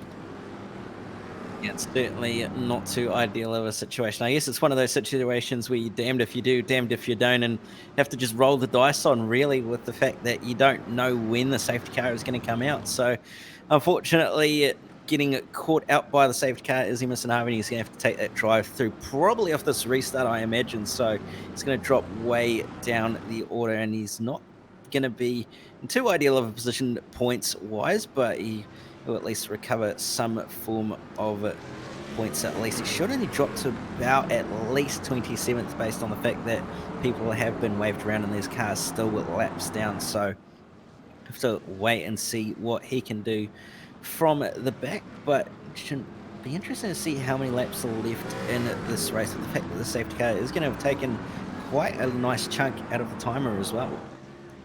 Yeah, the astute viewers amongst you will have seen our graphic occasionally bouncing around back and forth between time remaining and laps remaining. Now, hopefully, whichever one it shows will be accurate. But exactly the kind of pace we were doing, we were on track to maybe get the laps before the 60 minutes. But with this safety car eating up a couple of minutes here and there, well, we'll see. We'll see. Whatever the case, Jeff Connell will want to hold on to that lead, and everyone behind him are going to be putting the pressure on him. Lights off the safety car. Connell probably going to start backing up the pack a little bit here, give himself a little bit of space so he can use the element of surprise to buy him the... No? What? Okay. Just ignore everything I've said. Well, we are getting ready for the race start here. Whatever on earth Jeff Connell thinks he's quite doing. Pace car is in. Connell controls the field. Connell puts the throttle down, and we're racing for the final 11 laps. 13 minutes here at Belle Isle. That is actually a good jump from Connell. He's going to be hoping that the pressure behind from Cohen on Hugo Allen is going to slow those guys up so he can get away to the win. There is some really quick drivers in the pack here. Cohen already looking for a move down the inside at turn 3, side by side. He's most of the way alongside. That is how you want to get the move done, and he's done it. Hugo Allen, whoa, side by side contact, and then around is someone. Huge traffic jam there. They get going. It's one of our silver, blue, and black BMWs. 3 wide. Brady car on the inside, and still they Brady Carr has been a gentleman through that corner all race long. Yeaman diving down the inside now, trying to grab the spot. Brady Carr in the wall, that's going to be damage. Your car going to have damage from that impact with the wall, but they were very lucky to make it through turn 4. 3 wide, that's car in the background hitting the wall as well, but it's all on for these minor positions as well. Currently between Carr and McMahon as well, looking in there. Clark getting around the outside of both of them, so that's 2 for 1 for Jeremy Clark, but not ideal early on, especially for, I think it was Job Stewart, Tyler Howard, who made contact with Emerson Harvey. So Harvey can have a bit of damage and a drive to the serve now. Yeah, everyone's playing win it or bin it in turn 3, and the second option is kind of what looks like might have happened. So 1 green lap completed now. Jeff Connell, 1 second lead ahead of Reese Cohen, ahead of Hugo Allen. Matt Lupino in picture as well. That contact between some of the other guys means they are off the lead. 5th place Tyler Howard is 5 and some seconds off the lead. Here's Emerson Harvey serving his penalty. Yet more side by side on the run down towards turn 3. That is Job Stewart in 5th, slamming the door shut in Tyler Howard. Based on the time count, I think, Cam, we're going to be 1 lap short of 39. This is going to be a 60-minute race as advertised. Certainly, it's going to be very close, but just not quite the scheduled amount in the end. So it's going to be definitely time-based, which means everybody's going to need to get a move on if they want to try and get some more positions. As they're only going to have they're going to have 1 less lap than they were scheduled to have. So it's definitely going to be all about sending it where you can, if you're close enough, of course, and making sure you can catch up to the cars ahead. So we'll see what happens here with Hugo Allen sitting in P3. He hasn't lost touch with Reese Cohen yet, so not doing too bad of a job, but he's got Lupino and Stewart company not too far behind. So Stewart's going to be on an absolute charge currently with the fact that he's going to be nice and close to the back ahead, but the car of Matt Lupino not too far behind and are going to be applying a nice amount of pressure to Hugo Allen.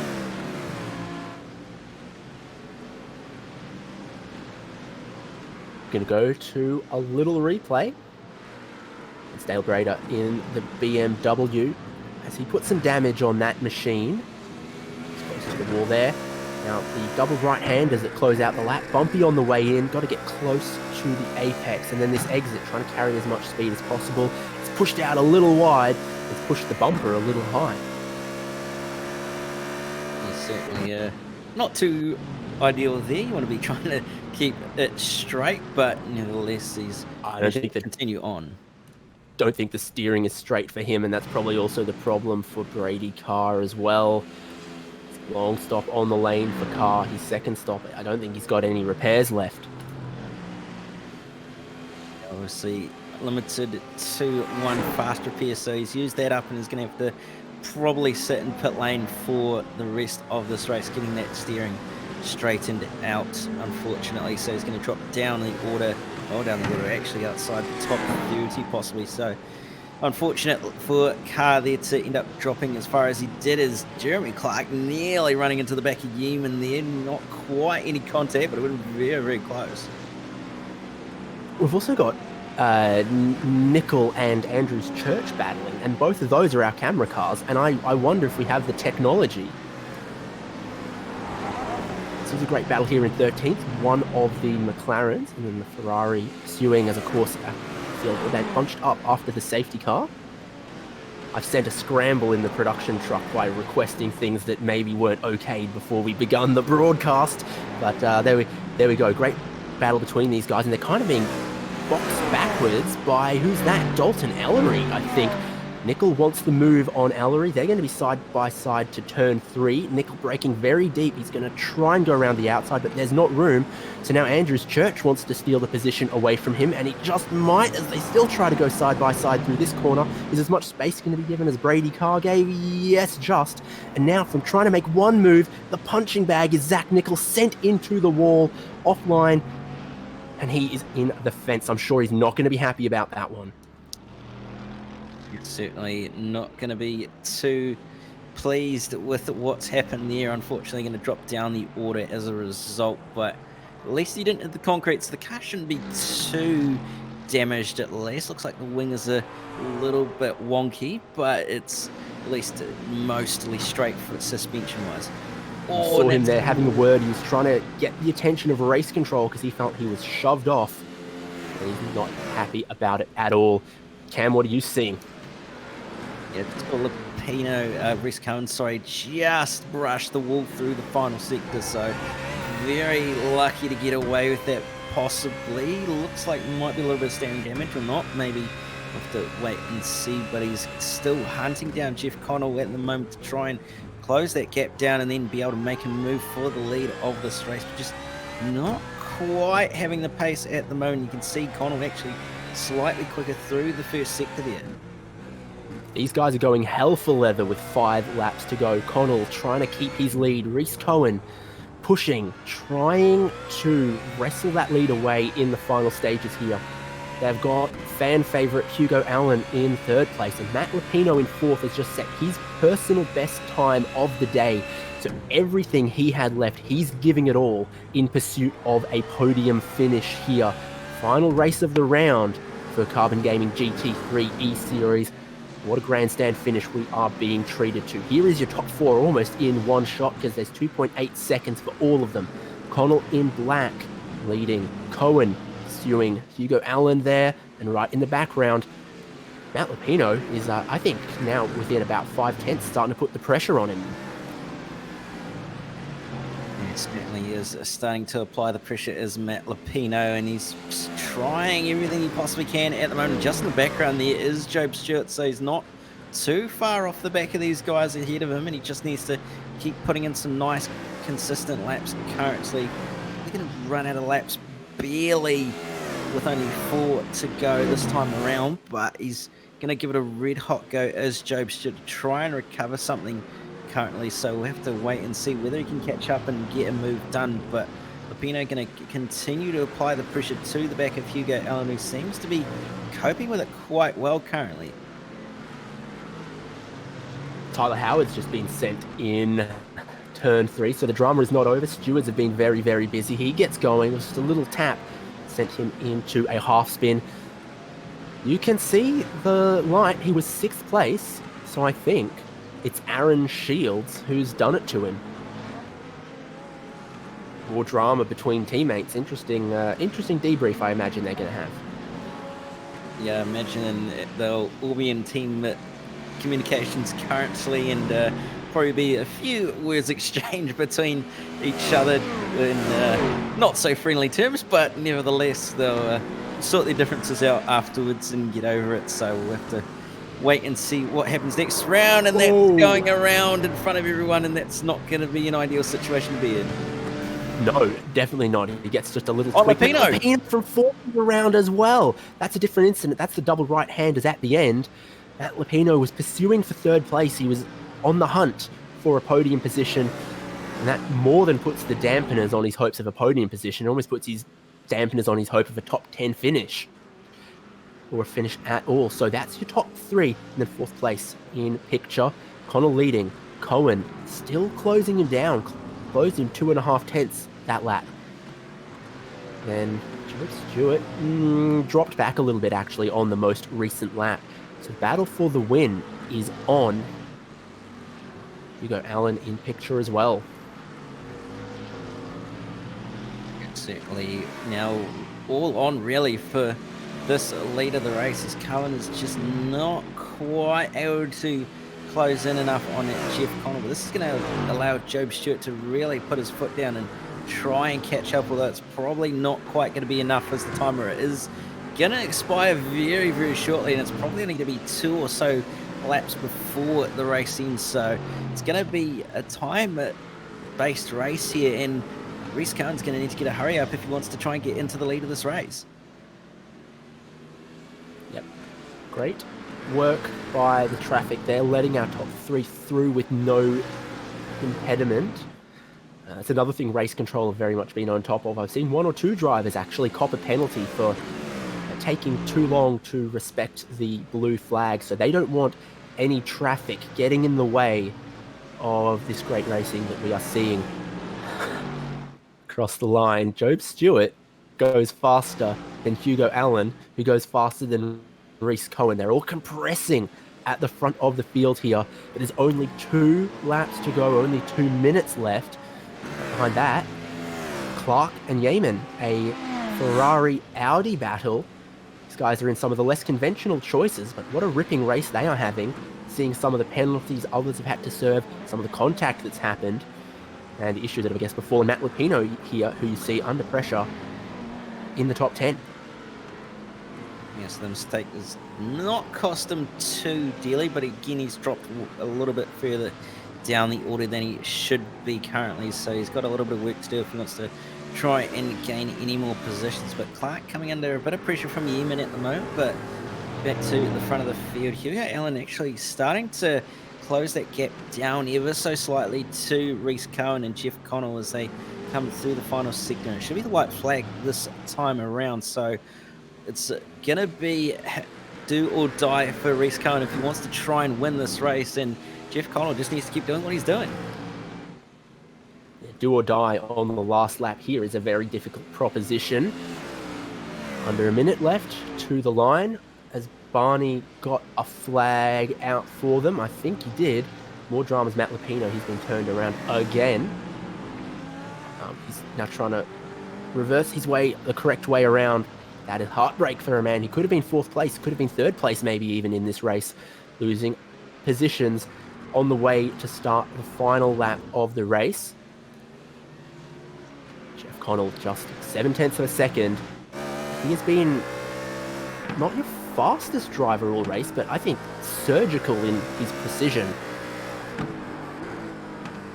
Yes, certainly. He's done everything he's needed to. He hasn't really hit the wall at all. If he has, he's only just grazed it, so he's done pretty much everything he's needed to in this race to come away with what's going to be his best result of the season so far. So we really wrap with that, as it is confirmed to be the final lap of the race, as you can see on the left-hand side. So it's going to be do or die in these last few corners. He's going to run out of opportunities, though, I think, is it Reese Cohen, and he's not quite going to be able to do anything to try and take this one away from Jeff Connell. Yeah, the checkered flag's waiting for them in 2 corners' time. 1 braking zone for Jeff Connell. And there's been pressure ever since that safety car restart, but he has not crumbled to it. He's hit his marks. And a bit of a wiggle on the way to the end of the race. He flashes the headlights because that's a win for Jeff Connell at Belle Isle. Reese Cohen 2nd. Hugo Allen rounds out your very popular podium. Job Stewart from the back of the grid gets 4th place. And then Aaron Shields is now starting to come under some pressure from Clark and Yeaman. But of course, it's too late. Again, finish in that order. Remainder of your top 10 here goes Cam McDougall, Julian Andrews Church, and Tyler Collins. I don't know if I meant to read it out as tow truck every single time. There you go. I think someone might have played a prank on him in that case. Here's another battle to the end. Tyler Howard. That car's been beat to hell and back, repaired, and then beat to hell and back once again. And my goodness, not a good couple laps here for him. He's trying for 17th, but he's probably going to end up in 18th place there. Matt Lupino and Tyler Howard struggles for both of them. And actually, he's in the pit lane, so something's happened there for Tyler Howard, possibly trying to serve a penalty last minute, but he's going to fall down the order and he's going to end up finishing in P20 in the end. P21, sorry. Maybe he thought finishing in the pit lane was the fastest way to get out, get on the bus and get home after that one. But Jeff Connell is park it somewhere, maybe celebrate some way, somehow. And everyone, it looks like, has now taken the checkered flag in this final 60-minute race from Belle Isle. So to your results then, your winner, and I have to say, very deservingly, Jeff Connell, ahead of Reese Cohen, ahead of Hugo Allen. Job Stewart, sent to the back of the line on the race start, comes through for a cleaner race in race 2 than he had in race 1 to finish 4th. His teammate in Aaron Shields finishes 5th. Jeremy Clark in 6th. Daniel Yeaman 7th. Cam McDougall in 8th. Julian Andrews Church in the Ferrari for 9th place. And Tyler Collins in 10th. Just outside the top 10 is going to be Dalton Ellery and Pete Dunham, followed by Ian McMahon and Eric Linton. Matt Lapino going to round at the top 15 in the end after those 2 spins in the end. And then you're going to have Zach Nickel, Curry Gurry, Matt Dunphy, Dale Breed, and Jack Anderson rounding out your top 20. You've got the remainder of your field here, because 21st is Ben Blaise, and then Tyler Howard. What happened for him there? 22nd and the last car on the lead lap. Drivers off the lead lap. Again, big story here. Emerson Harvey, 23rd. Not the result he would have wanted. Isaac Kochner, 24th. Brady Carr, unfortunately, after putting on some great racing, got sent into the wall, ends up finishing 1 lap down. And then it's retirements. Stephen Ellery, BJ Kennedy, Jake Bonham, Stuart Lucas, Ben Stormont, and the remainder of your field is Eden Watson, William Yarwood, Michael Spithill, Richard Skender, Brad Hayes, Ben Holiday, Joshua Thompson, and Tom Wilkinson. I just had to let go of my push to talk to have a sneeze right then, but that was one hell of a race. Round 2 puts the action on once again. There's 1 or 2 drivers out there we're going to be able to have an interview with. I reckon the number 1 person we're going to have to speak to is race winner Jeff Connell. Congratulations, first of all. What are your feelings? What are your nerves when you've got a handy lead and the safety car comes out? Oh, it's never great, but we knew there would be a safety car, so it's all right. I wasn't angry or anything, but yeah, just really wasn't sure how quick the guys in 3rd, 4th, or 5th were, so it was a bit of unknown for that last stint. No tyres on the pit stop, just fuel only. Does that just boil down to keeping track position? Yeah, just with it being a street circuit, if there's one little incident in front of you, it just takes you out, so I thought it wasn't worth the risk. Well, there we go. We're into this 3rd season of Carbon Gaming GT3 ESeries. You're at the top step of the podium here. Early days, but any championship hopes? Not sure. We'll see how it plays out. I had a pretty bad finish last week, so I sort of almost ruled myself out of the championship, but still want to turn up and have fun. So that's what I'll keep doing, and we'll see at the end. But yeah, just enjoy racing with these guys. It's good fun, and it's really well run. So yeah, whether I'm in contention or not for the championship, I'll keep turning up and having fun. 20 kilograms of extra weight on the BMW, about 5 or so horsepower stripped off it, and it's still top of the podium. What is it about the BMW that gets it done in these races?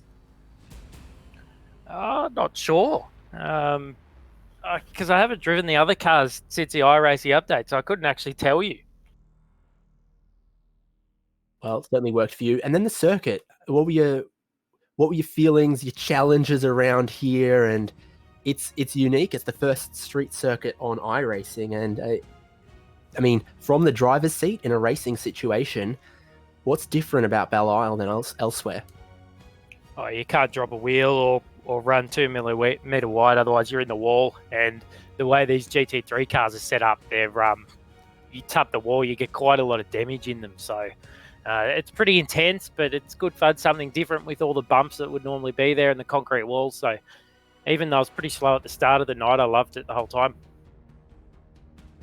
Relations to race winner Jeff Connell. Hopefully we're going to see you next week. Anyone you want to thank on your way out of the comms box?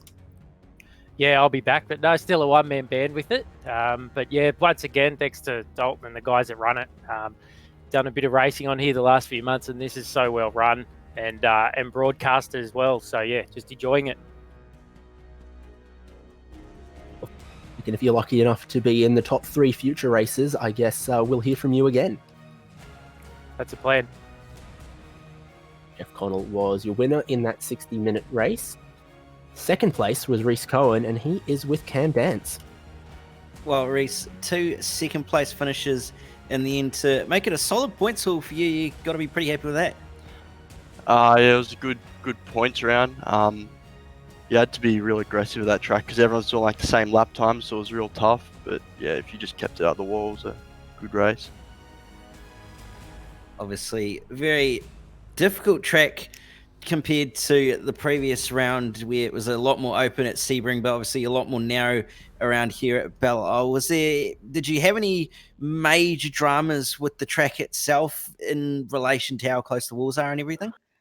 Oh yeah, there was a lot of laps where you just nicked the wall, but I think the more relaxed you sort of were, just because the amount of people which were crashing and whatnot, you just had to keep it calm, I guess. Obviously, with the next round coming up and probably in a very solid position in the championship wise, what are you aiming to do as the season progresses on, obviously? I don't want to look too much at the points, but I don't know if we can keep getting a couple podiums here and there, that'll be good. Well, before we let you go, just any thanks and any shout outs you want to give? Shout out to all the BPR teammates. Cheers. Well, there you have it, David. Very short and simple from Race Cowan, but that is your second place finisher for the night. Sweet little bit of thanks from him. That's not how the action felt. We had 90 minutes of racing on the streets of Belle Isle.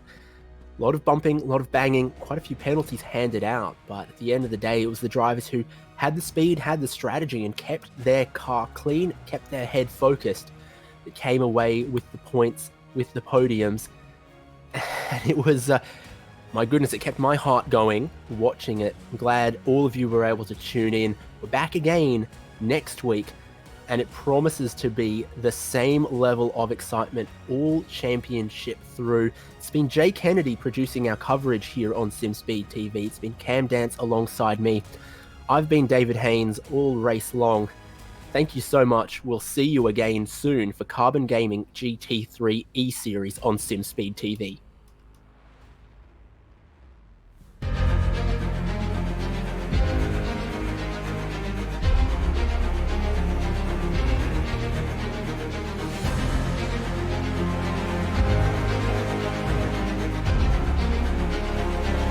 This is fantastic. This is GT racing right now. He's got traction. He's going in the outside of both of them. Maloney. Oh, he's taking Anderson. Anderson's up to Oh my God! Big crash. Oh my goodness, half the field's going to get rolled. Second very close. These guys I want to make their way through the field very quickly. Oh, there we go. Oh no, that's massive. This is it. This is over. I can't believe this. Oh my God. God, what?